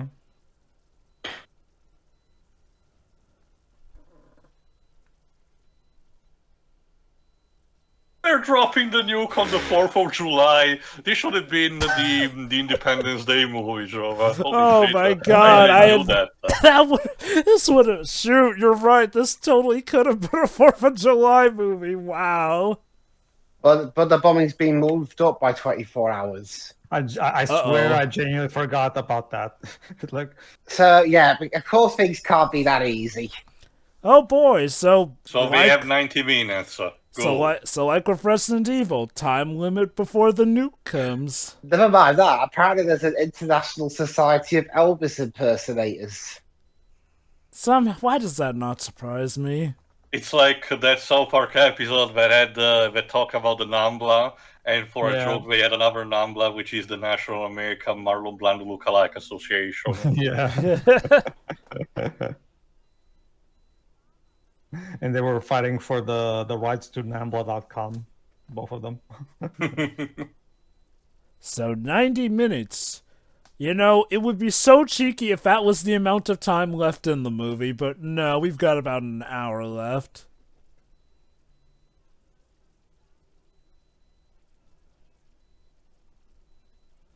I guess it's very lucky that her character has to just deal with the helicopter and not have to interact with too many people.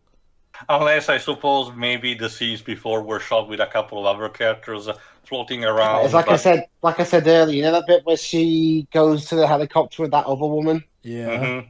That was literally the only time she actually filmed with any actress in the movie. Like, you know, everything else she was interacting with an acting double again on the green screen set. So because again, Batista and Tig never actually met up. Again, I'll give him credit. You know, effects have come quite a ways in regards to being able to do that seamlessly. Since, yeah, honestly, if I didn't know about the background info, I wouldn't know. It's that well hidden.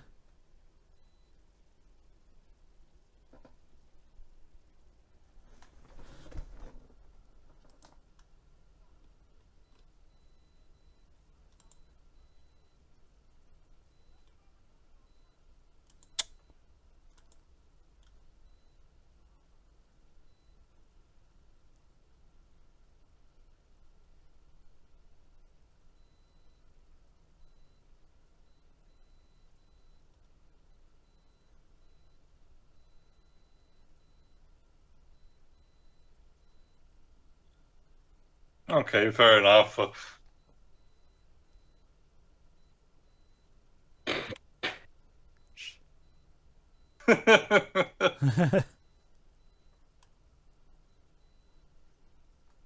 mean, to be fair, that's his entire job way easier. Mm-hmm. Peace. So, definitely keep this place secure.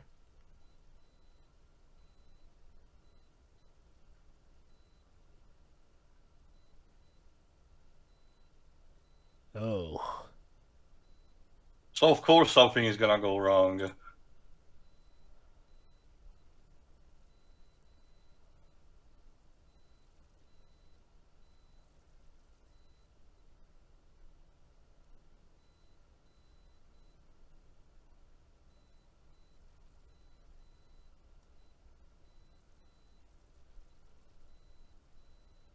Right. He's even got a zombie horse. And I looked up, and the rider was pale as and his name was Death or something. Oh boy, they murdered his boo. That ain't good.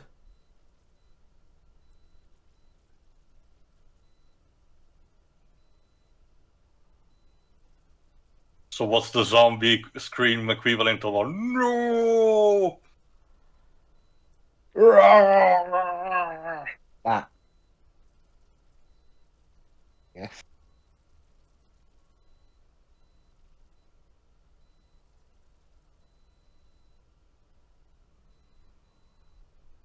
He truly did love her. Fair enough. Well, I guess that means it's war now. All because of that stupid government agent. It's always their fault.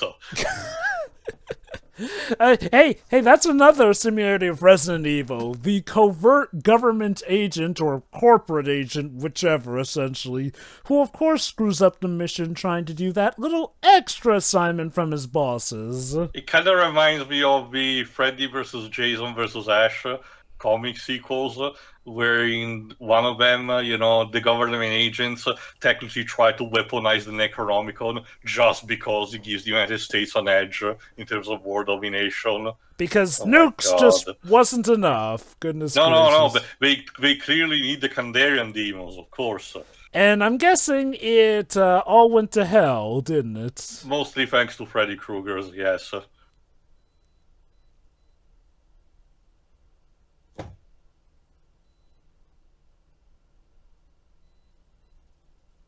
I don't even think I ever held a 500 euros, paper money with my hands. I'm sure it's definitely a good feeling. I think the biggest one that I held was the 200, euro one. And so he returns to his kingdom of Olympus.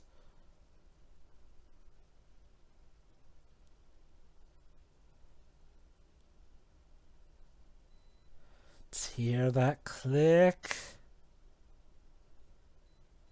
There's one.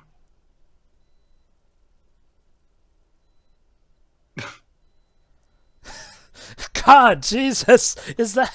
You'd almost think he was orgasming to the music. That's because I guess that's the entire shtick. Like he feels it, like it's vibing like an actual orchestra playing the Wagner symphonies. Perhaps he's like Baby Driver and concentrating on that music helps him perform better.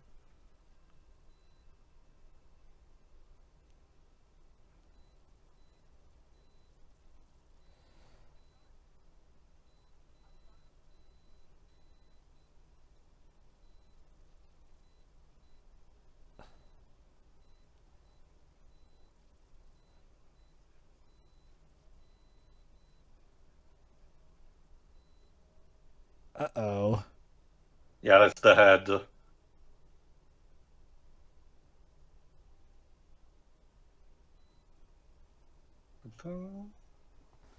Show me the money.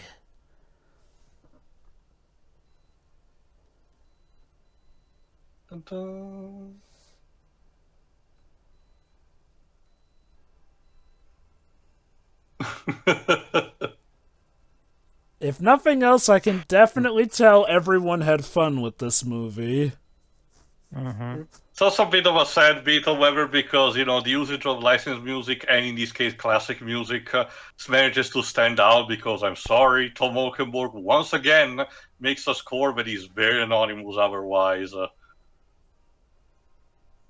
Oh no, definitely. Like even in his worst movies, I can believe that Zack Snyder creates a fun, healthy work environment for the actors to work in. It's more. I just wish he would stick more to, like I said, more simple movies like these, which are much more his wheelhouse. There's Whereas also the when he tries to do disconnection. something, sorry. Go on. When he tries to do something like a space opera with Rebel Moon, he's trying to do like more emotionally involved storylines with genuinely making you care deeply for, again, like in Star Wars, because it was originally meant to be a Star Wars project, right? He pitched it to Lucasfilm and everything, right? when he tries to do that, that's where things start becoming a problem, especially when he's the one writing it, because he really with something like this is more his wheelhouse when it comes to writing. But trying to write something more elaborate, that's when problems arise. Go on to. Oh, and also the disconnection where it has, yes, creating the healthy environment for, the people that work with him. But when he goes on in interviews and says very stupid shit that people makes you wonder, like, why does he do that? That's the weird part, because people who work with him tell us that he's a really cool dude. But then anytime people criticize his movies, he reacts in the worst possible way, saying that people who don't like Batman v Superman are "quote unquote" living in a fucking dream world. That's his actual quote. You can look. Oh, she was pregnant. Zombie fetus. Don't you see, guys? Humans are the real monsters. That zombie was pregnant, and they killed. Well, I don't know if they killed her. You'll believe when a zombie can cry. Holy shit. Wow.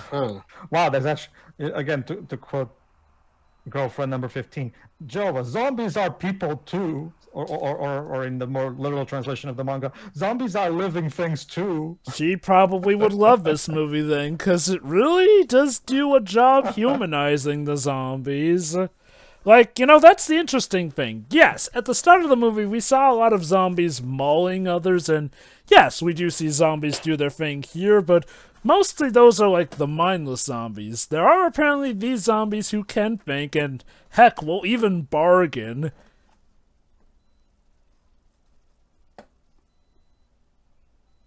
What did you come for?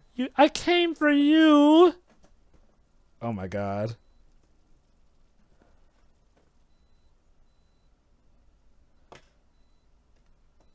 So you not only ran out on your girl, but apparently you had an old flame, too.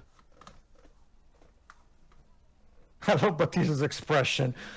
Seriously? This right now? Look, I've just been reconnecting with my daughter. Now I gotta reconnect with... Shoot, are you my ex or whatnot? I mean, based on what she's saying, yes, it seems. It sounds like she's the one who apparently screwed up in the relationship.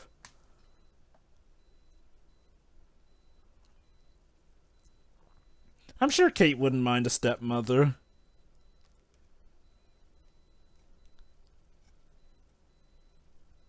Kate. Oh no. Oh no. She did not run off to try and find Gita. To save the people. Unfortunately, they're probably in the hands of some very angry zombies right now. Oh boy.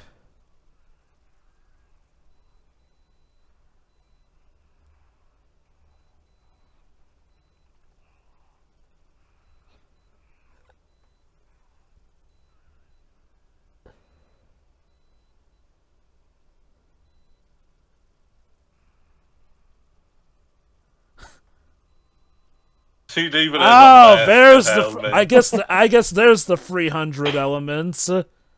It's a zombie Leonidas with his Army of the Dead. There you go. We have the title, everyone.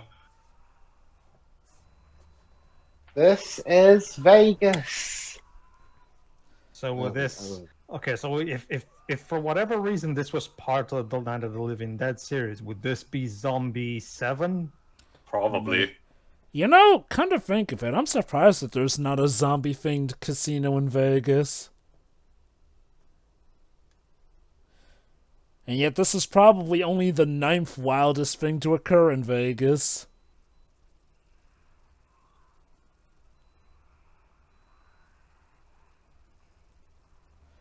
There's the kitty again. Oh, adorable. And I guess he just can't stay on guard. Yes, he's totally staying on guard and not lounging like cats do.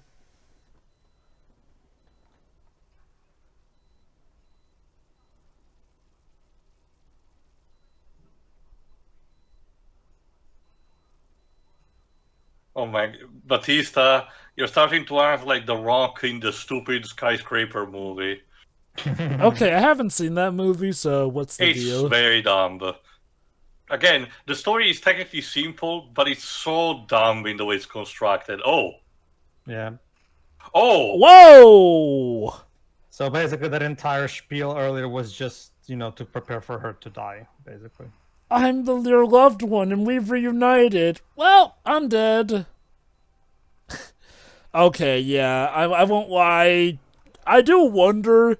Okay, if the Suicide Squad had already come out, I'd agree with Teal that this is Snyder taking cues from James Gunn, because that feels like a very James Gunn thing to do in this sort of movie.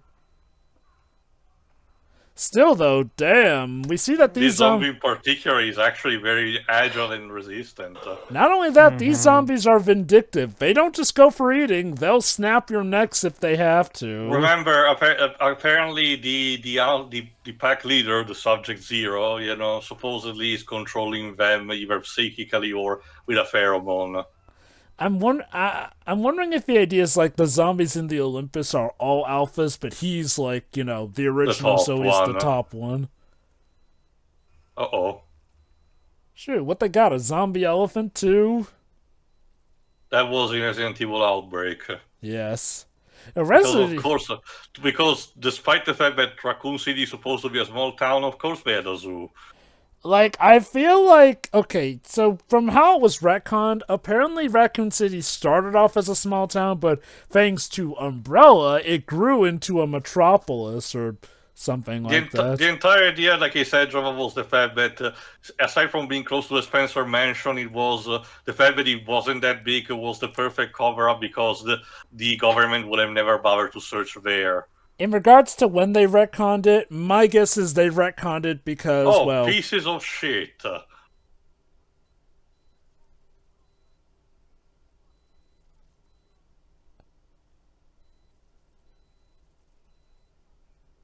What? Of course, he just wanted. It seemed that he wanted the zombie head. Wow. Oh my god. So I guess it wasn't the government who wanted it, it was the corrupt businessman. Uh-oh. Oh dear. And okay, I do get the idea of that helmet too. As a zombie, he's probably aware that the weakness to a zombie is the head. Yeah. So with that helmet... There you go.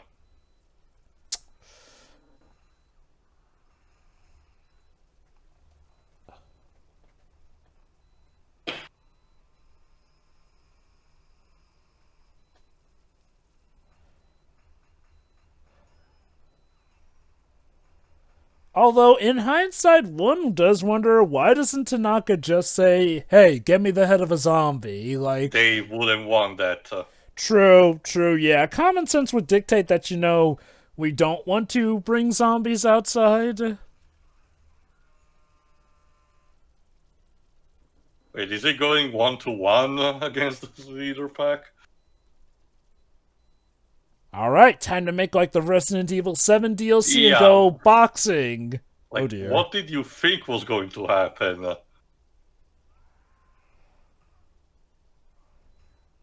And he got slapped by a zombie.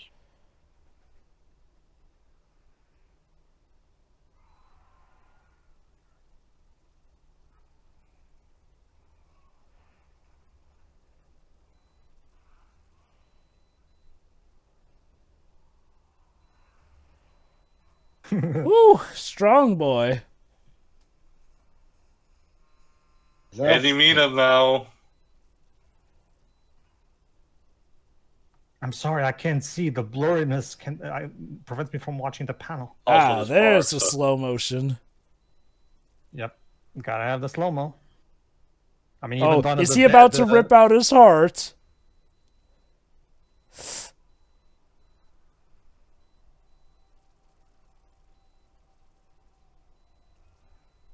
Oh, the German guy gets to sacrifice himself for that. To save the black guy.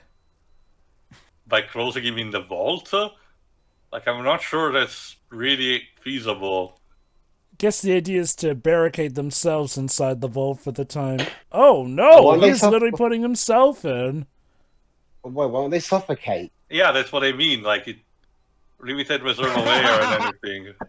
I love how even the subtitles for the hearing impaired said in In slow slow motion. motion. Oh. Those are Pharaoh subtitles, but yeah, okay, the idea is to at least give him someplace safe for the time being. It's not ideal, but, well, it beats, being out Okay, there with the well- zombies. I was going to say, how would you rather die? Zombie or suffocation? Do I get to say no? Well, I No. No. Bomber. Well, okay, well, the thing is, with a zombie one, you won't have time because they'll have ripped your head off. And with suffocation, you'll be so low on oxygen, you won't even have the energy to yell no. Oh.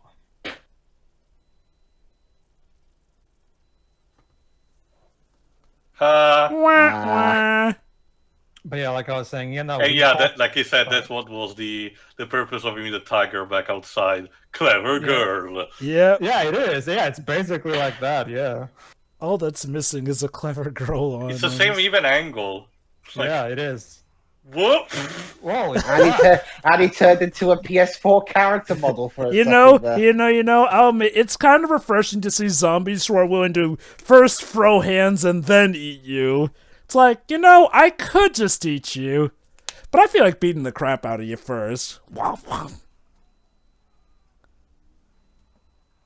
Holy cow. Well, he's definitely getting his comeuppance. And it still didn't kill him. Why are you looking at me? That's your lesson. Never work for the government. It sucks. Well, at least it was... Especially during a zombie apocalypse. I love it. Just gets tossed like a rag doll. Yeah. Holy cow, wow. Oh, you still alive? Despite being a zombie, apparently the tiger retains the sense of playing with their prey. Very much so. And there you go.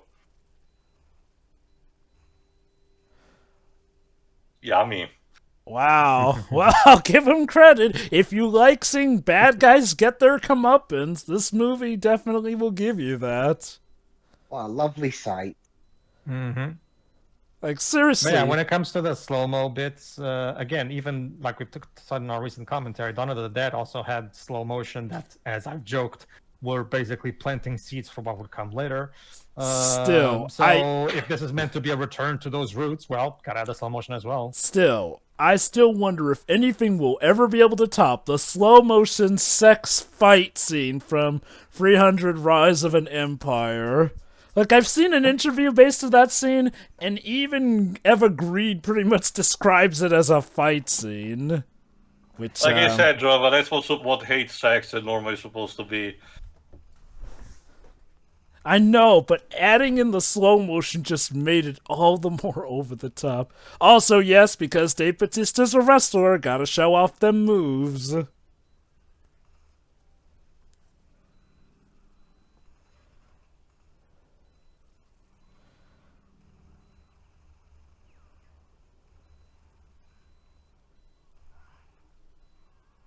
Okay, now I'm starting to feel the length. How long's left?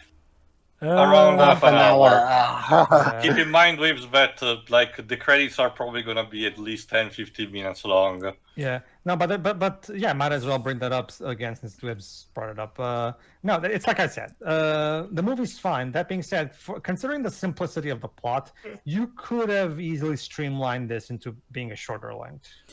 I am overall fine with the length. I do feel like they took out the Alpha Queen a little early, though, given that, like, she's supposed to be, like, the second in command from what I can recall. Well, she's also supposed to be the motivation. Her killing is supposed to be the motivation that springs, the leader of the pack. True, yeah. No, not the YouTuber.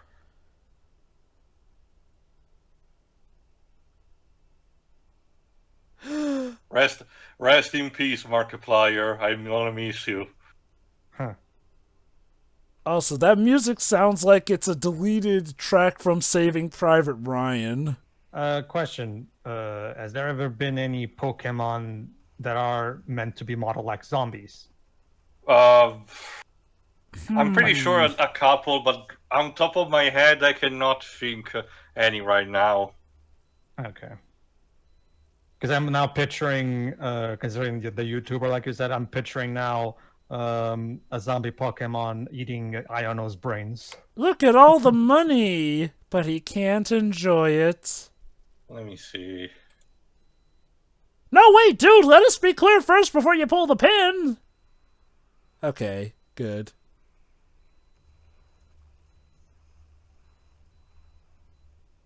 So how come that fireball didn't come close to reaching them earlier with that grenade, with that shooting of the fuel canister bit? Shut up, that's why. Shut up, that's why. It's the power of Okay. movie magic. I'm back. Oh boy. Yeah, I'm checking here. Of the ghost types, there aren't any that really resemble a zombie. Mostly they're like proper ghost or possessed objects. Yeah.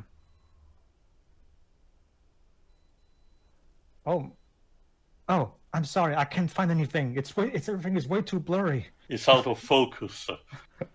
So, How is a woman supposed to find anything if the entire world is blurred out? I was actually wondering for a while if some of the shots, particularly the one of Batista, were like that because they kind of made a point early on that he had removed his glasses because he keeps always around his neck, and maybe that's supposed to represent that, but not even that apparently. So I wonder, did Kate, Doom, or Oh, there it is. There's a zombie security guard. I guess that's because it makes her her final boss. Go figure. Yes, Drova? I wonder, did Kate in turn help them by making them leave earlier, or doom them by needing to do a divergence route? Well, neither, because the zombies will have attacked nonetheless. So she just basically went on her own. Oh, there's the head. Oh, and the head is alive still.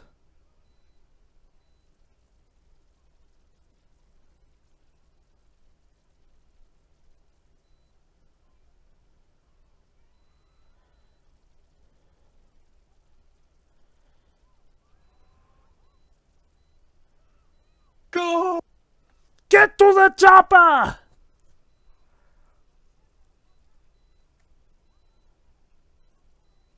But it's already blown off. Yeah.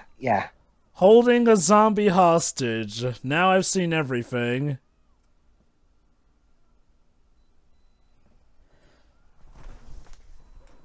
Like, she's just a head, dude. Can you... Or maybe he just loves her that much. It seems to be. I can't believe it.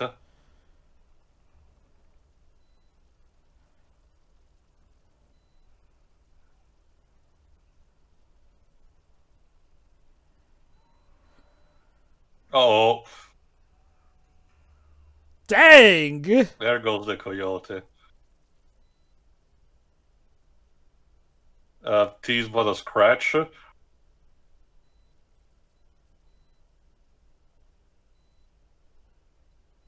Was it just me, or could I see the shoulders a little bit of the actress that was playing the zombie head? Oh! Dang! Bye!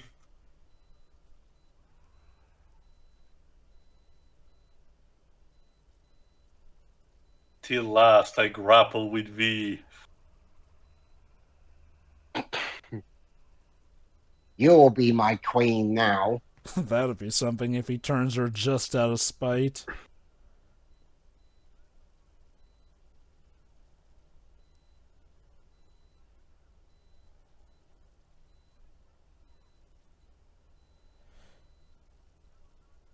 Brilliant. What about Are you Dee? even going to be out of the blast radius and the nuclear fallout in 9 minutes? Don't worry, Dweebs. It worked out at the end of Resident Evil 3. It's gonna work here too. So, what about Dieter? But this isn't Resident Evil, though.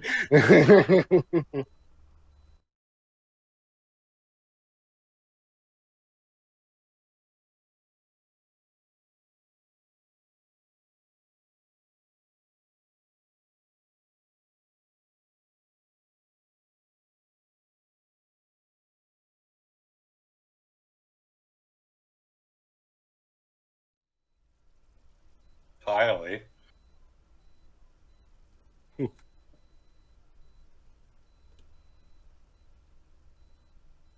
I guess in hindsight, we probably should have done,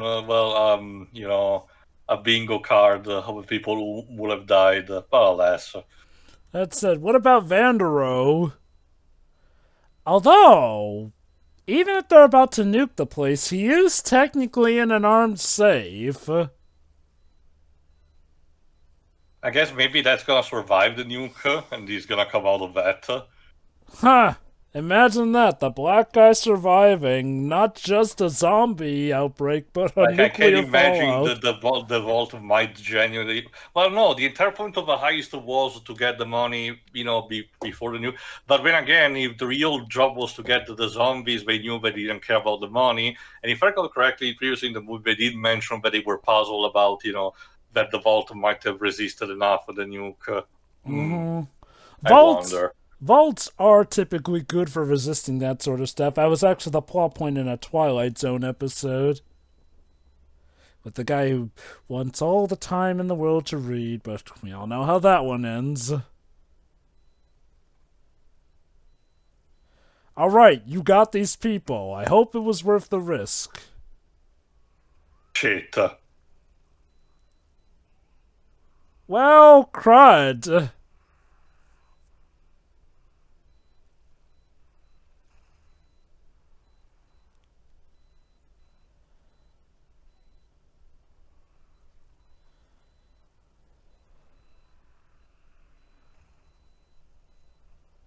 There we go.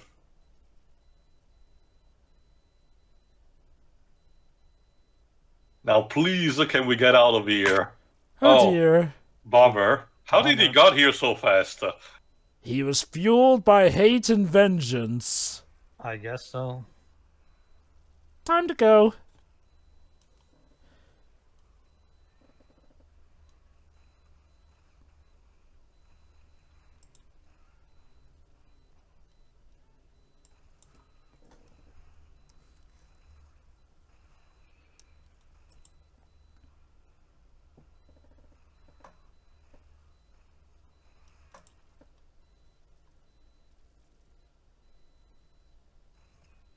Oh, yeah.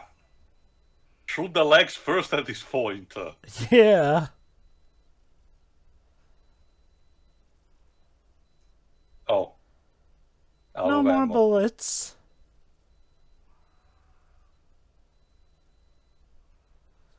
Oh, he's gonna take his time with them. Come on, Dave. Suplex that mattress. Be the... Which is he, Dribs? He or face? Batista. Yeah. Well, face. He's trying to defend people from zombies. Well, I meant, like, which did he do as a wrestler? Both. Ah. In case, be the face that saves the day. They left them. Or be the heel that beats up on his friend, yelling in his face, "You're supposed to be my friend!" Although, shoot, are we the heel since we're technically on the side that killed that zombie guy's wife? I mean, it's gonna be pointless anyway with a nuke coming, so... Also, wow, a movie about people that we don't know, a piece of media about people that are in between life and death, and there's an infamous scene in which it involves killing a fetus. I wonder where you guys have heard that one before.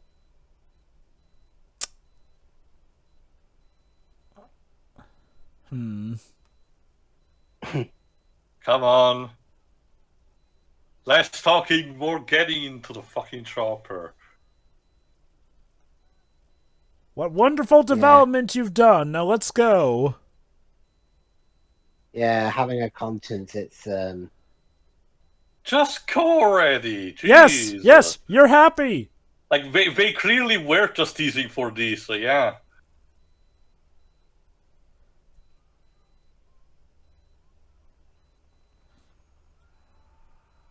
You should have gone earlier. Oh, let me guess, he's gonna grab it by the side. Whee! Aha! The helicopter blades won't save you this time. Yeesh. Yeah, Ooh. you see, you shouldn't have engaged in that staring contest, should you, Dave? I know his character is a name, but it's Batista fighting zombies. Oh, but is Batista gonna go like Harrison Ford at the end of Air Force One? Get off my plane! Get off my chopper. So, shoot, I guess they're not gonna give this Zombie King his name? Like, I sort of have an idea of what it's supposed to be. The credits call him Zeus because, you know, he saw the stat. Oh. Oh, okay, she's still alive. I thought they were going Pulp Fiction. I just saw Barbie in the face.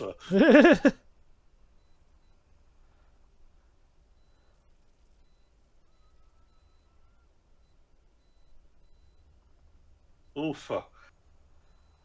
Though the problem is that they're carrying out the Subject Zero outside of Vegas. It's ironic. This is the guy who literally... Oh. That's Kate, literally gonna leave him do mark. something. Oh, there's the nuke. You might want to brace for impact. Yep.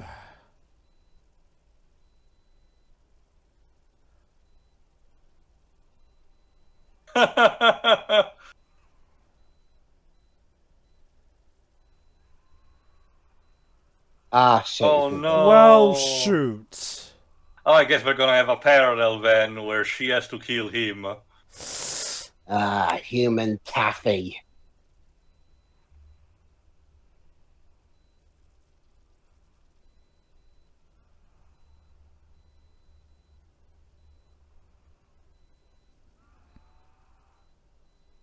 Nothing personal. Oh! Such glorious high definition.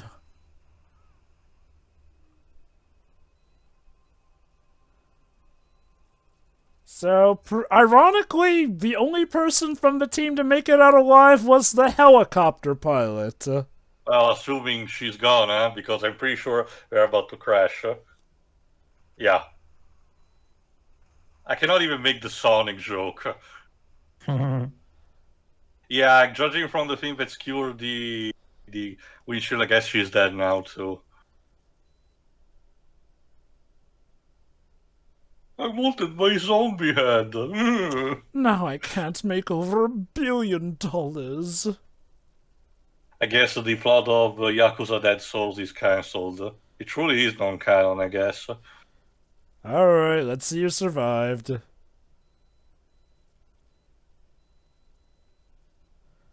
You know, it would be just hilarious if the woman she went back to rescue also died in that helicopter crash, too. And the only survivor is just her. Someone who wasn't even supposed to get here.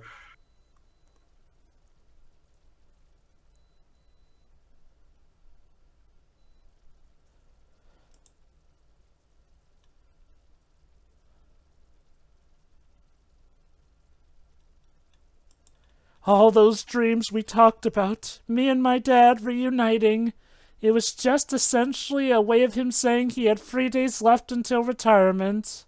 Basically. Of course.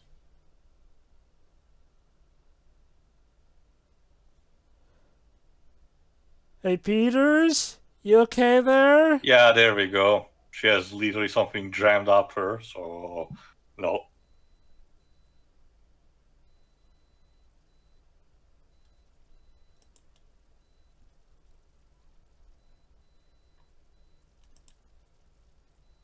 I'm guessing Gita's dead too.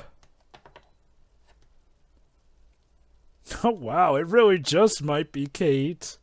'Cause even if her dad's okay, he got bitten. Yeah, so I'm guessing that's the final scene, her having to kill him.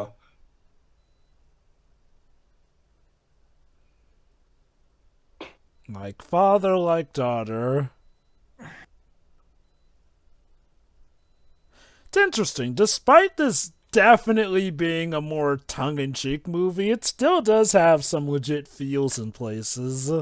Again, it's kind of like the Suicide Squad. Despite the more humorous tone, it has a sad component and drama to it.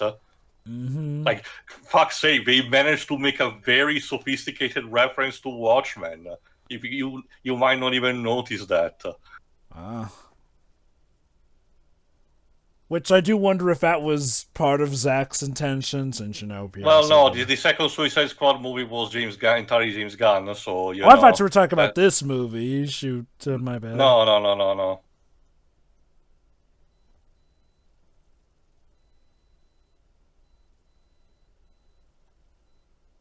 And like I said, it also helps to Batista in this role because, again, he has such a natural screen charisma. And, again, he's really good at both comedy and heart. So. He played Drax for a reason, after all.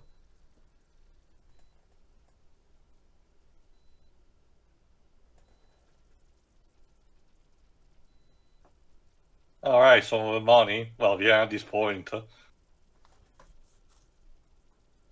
I have to go back to rewatching his rivalry with Triple H back in the 2000s because that was is my favorite time of him as a wrestler.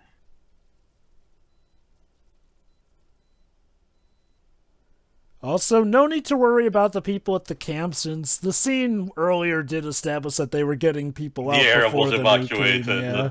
Thankfully, the government was not that evil, I guess.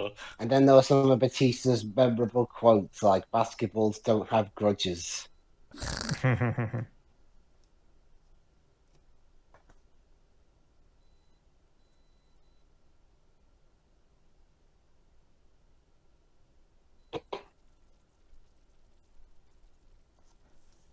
I mean, let's be honest, after everything they did, yeah, I'd say that qualifies as brave today.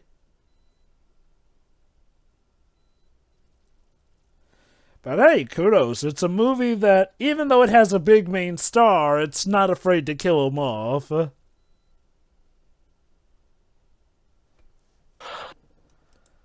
Although I can kind of see why they may have gone with a prequel for a sequel. For franchising, yeah.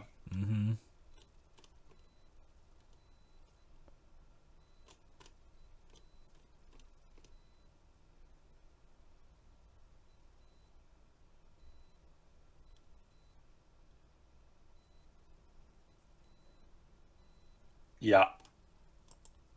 Yep. Oh, yeah. It's a zombie Batista. Zombatista.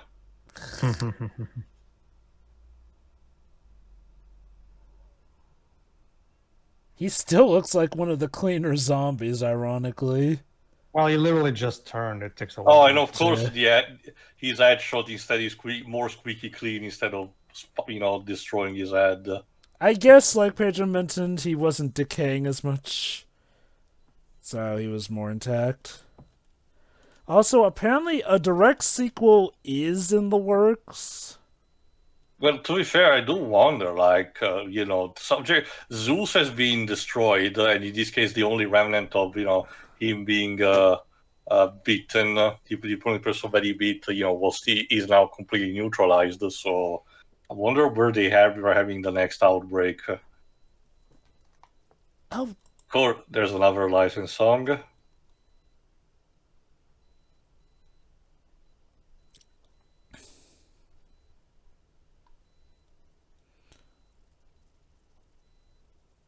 is that it? Wait, there's probably another scene. Epilogue, I guess. Oh, right! The black guy, Vandor.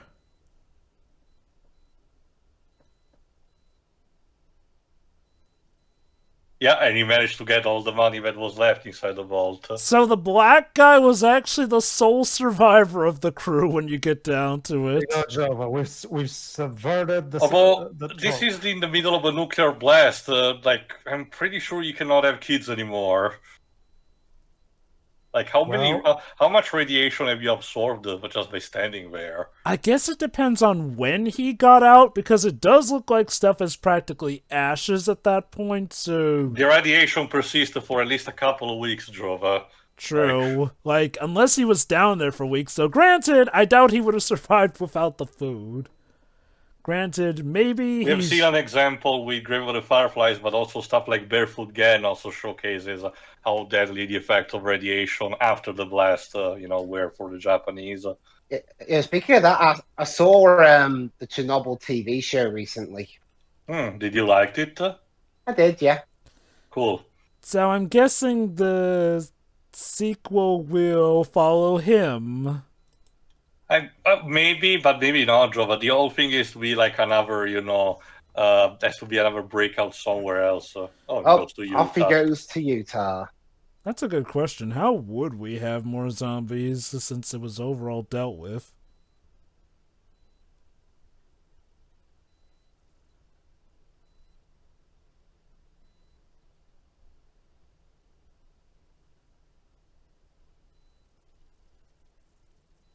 Just slap the money on the counter. Yeah. Is that enough?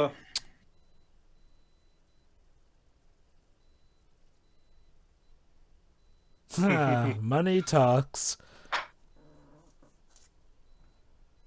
And then the guy who's playing the actually is like, hang on, I didn't authorize a takeoff. Hey, wait, stop.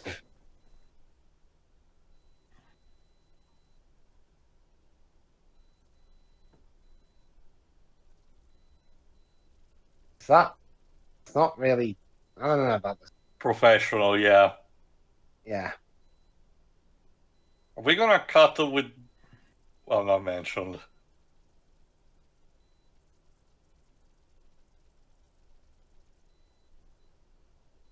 Poetry, I guess. Yes.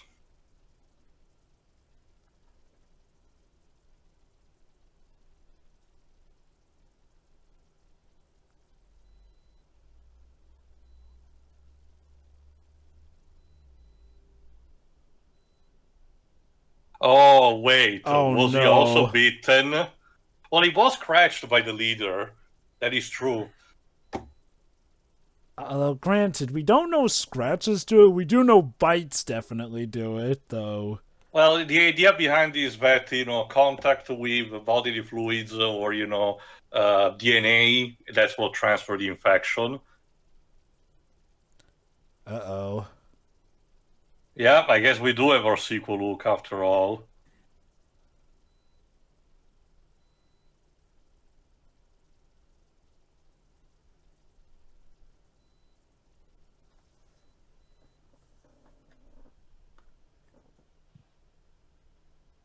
Ah, shit. Oh. There's the bite. Oh, dear. Is he gonna become the new alpha now? And I guess we have also the setting of the next one, Mexico City. Mm-hmm. All right. But you won't be seeing it for a while because there's still more Rebel Moon movies gonna be being made. Again, unless the franchising is left to someone else or than that's the ending word of the movie. It's just like in Eyes Wide Shut. Fuck. Okay, so apparently in May 2021, Zack Snyder mentioned the possibility of a sequel and said in an interview, "I'm knocking on wood right now, but if there was an opportunity for a sequel, Shay Hatton, and I know exactly what happens with that." Now, of course, if we were to do a sequel to this, it continues the zombie story. It takes it even further, which implies that the sequel would be set in New Mexico. A sequel was confirmed to be in development on July 2021, same year as this film, with Hatton and Snyder working on the story. Snyder said he will tackle the project after he finishes working on his next film, mind you, just his next film, Rebel Moon. So, like Pedro said, it's gonna take a while. Yep. I'm like, so does he count that as like the first two parts of Rebel Moon, or like apparently all 6 or whatever Rebel movies we're getting, apparently? Apparently we're getting 6 of them. God. But yeah, and Oh, Alright. we're basically doing it's the equivalent of what James Cameron is doing with Avatar. oh wait, Oh, it yeah. gets even better though. So yeah, the title is Planet of the Dead for the sequel, and they've already teased the return of Dieter and Army of Thieves character Gwendolyn Starr. That being said, which is weird that they're teasing the return of Dieter since I'm pretty sure we saw him getting chowed down on by Zeus, but maybe Dieter Well, somehow no, survived. didn't you mention that it's part of the prequel, a movie that's she's a returning character from the prequel movie that we haven't seen yet? Oh no! Apparently, it was for the sequel that they're teasing the return of Dieter, as well as an Army of Thieves character, Gwendolyn Oh, Starr. okay.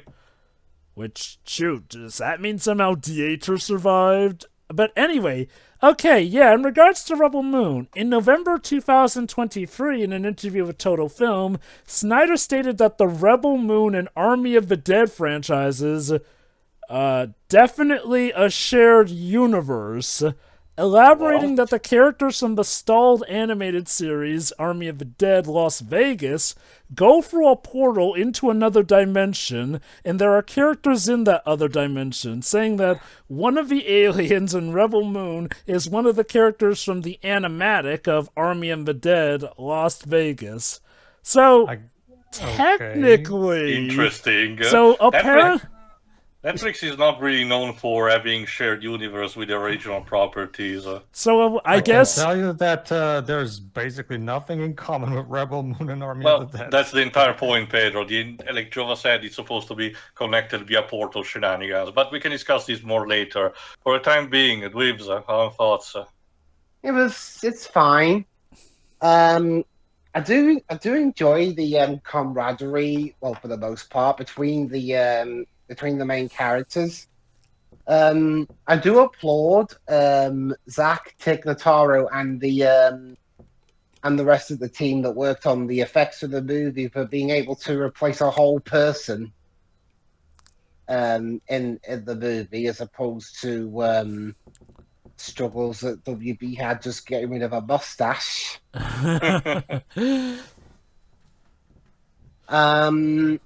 Yeah. Aside from like one or two bits, you probably would have thought she was always part of the movie if you didn't know the circumstances behind it. Yeah. The rest of the effects are all pretty good too. Well, aside from when the humans get thrown around and turn into PS4 character models. And aside from the odd use of blur, Zack shoots the film as well as he directs it.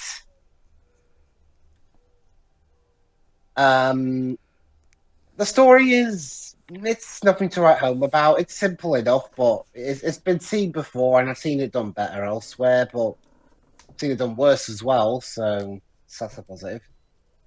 The music, it's like a lot of Tom Holkenborg's other scores. It's there. It says something where his most memorable score was the one for Deadpool, and that's because he tried to make it an 80s synthfest for some reason.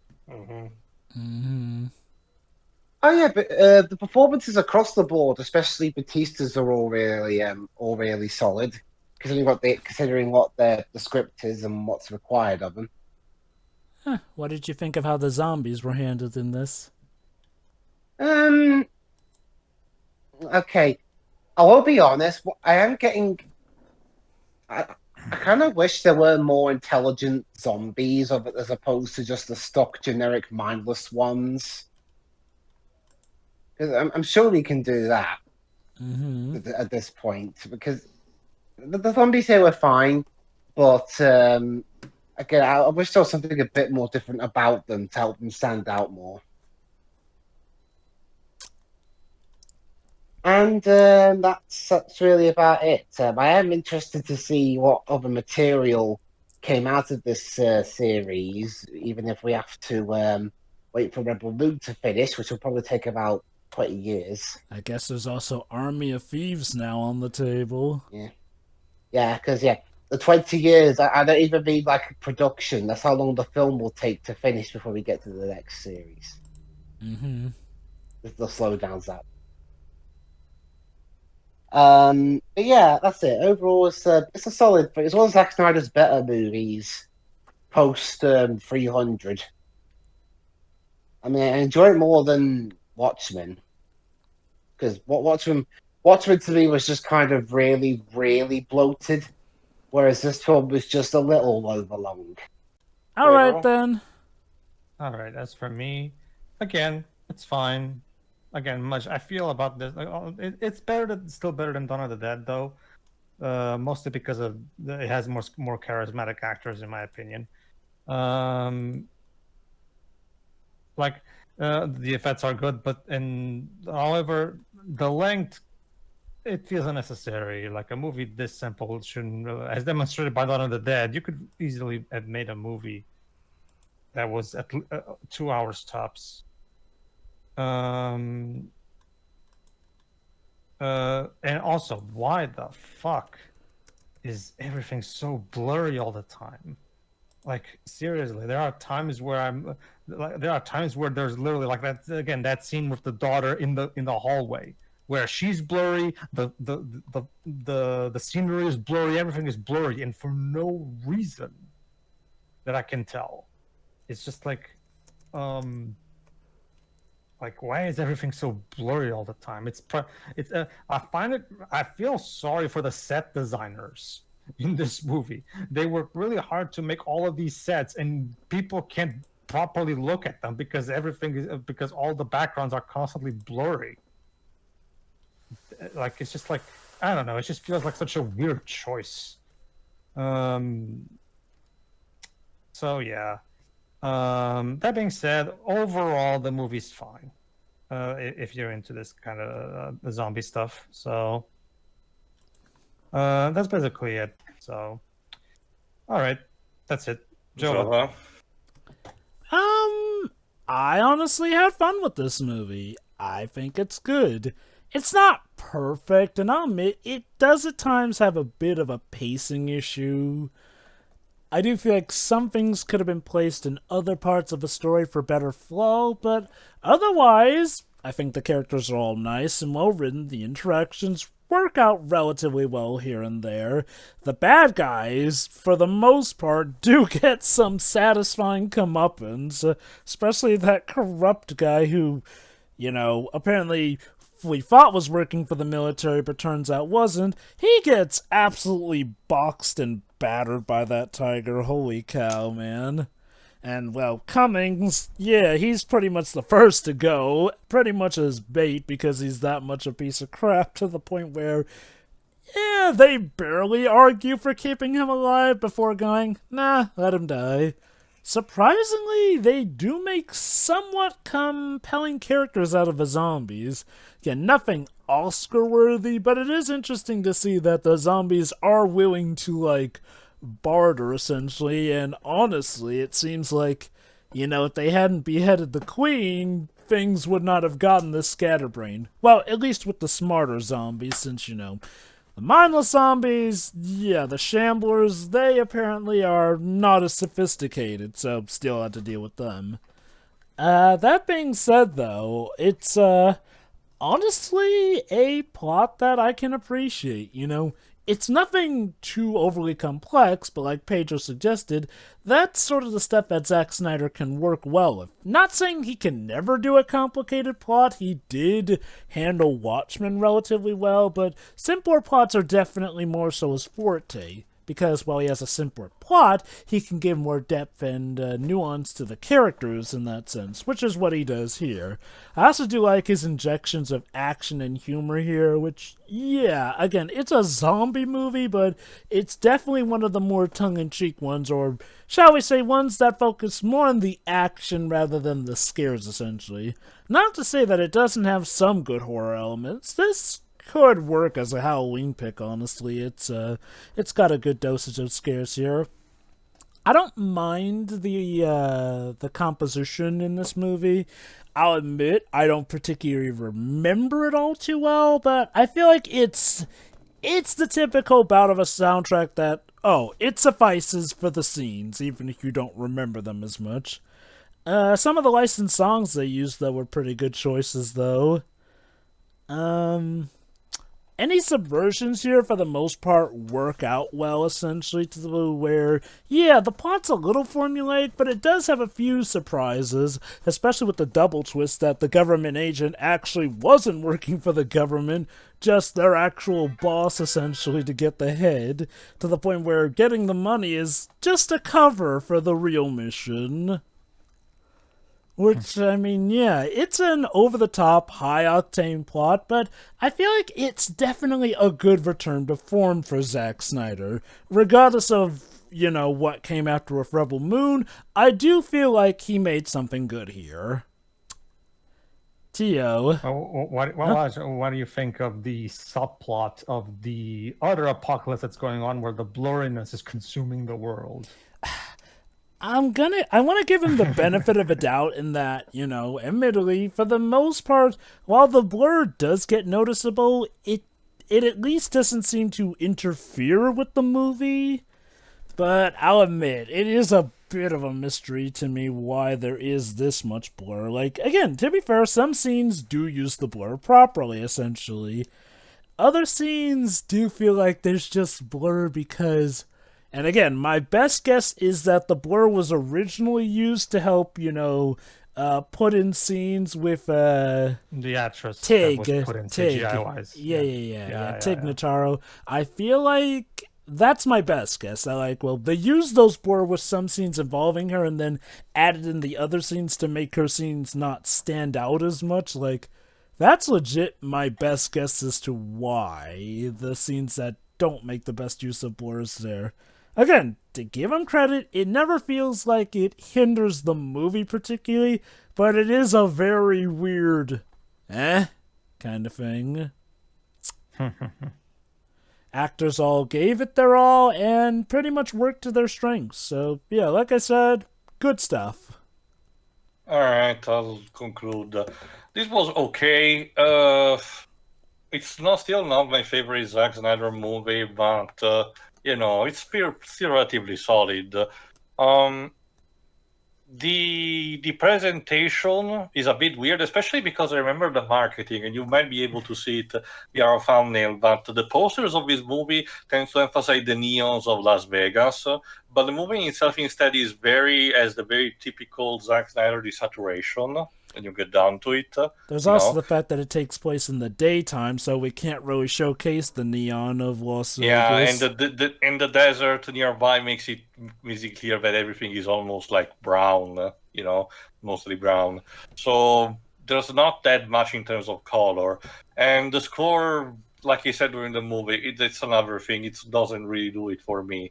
Like the Legend stuff and the Wagner stuff, that's usually the highlight, which is a custom when it comes to, you know, Zack Snyder products. But again, it's just another, you know, thing emphasizing how the main score is probably the weakest part of the entire thing.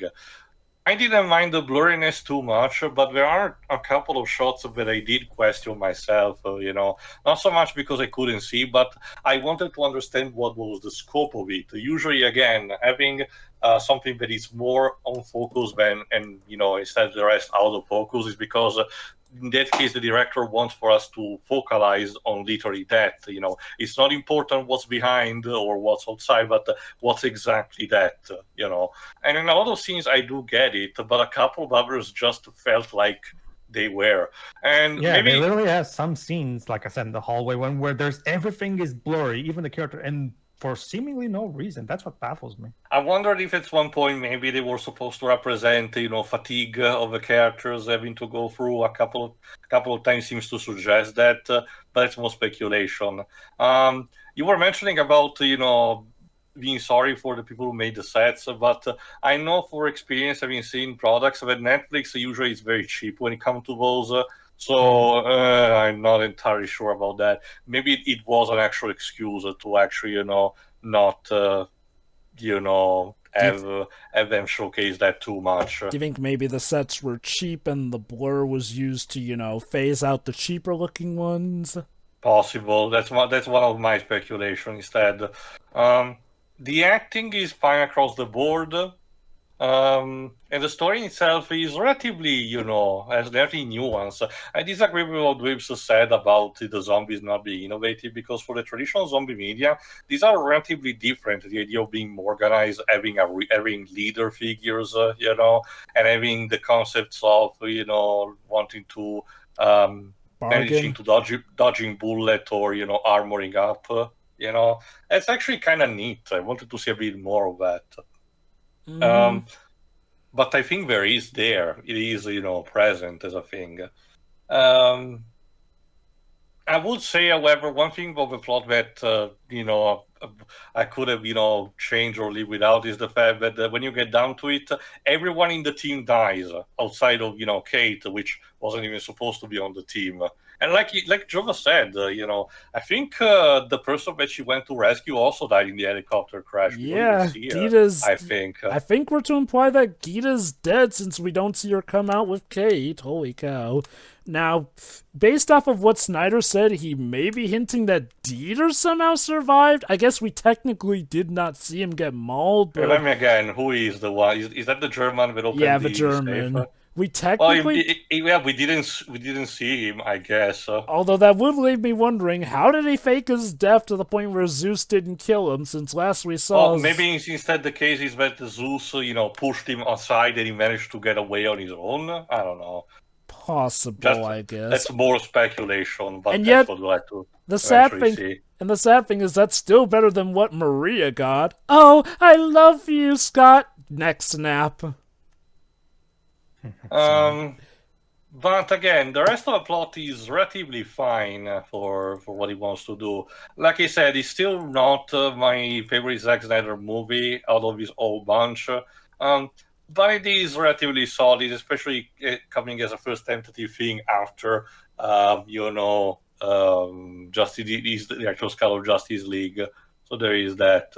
But I guess that's kind of it. We'll have to see in the future how this franchise develops. Maybe in the future we'll give a look to Army of Thieves, because it's another case where Zack Snyder wrote part of the script, even if he wasn't, directing. So maybe we'll do that. We'll do that in the future, and whatever future project is there. But for the time being, we're abandoning now the more contemporary stuff with, zombies in modern times, and instead we're gonna move to a galaxy far, far away. Although not the one that you think of, I suppose. Not the one you think of, no. Oh, boy. Supposedly, for the Rebel Moon Chapter 1, Chalice of Blood, which is the title of the director's cut of Chapter 1 Rebel Moon. So see you for that. So, yeah.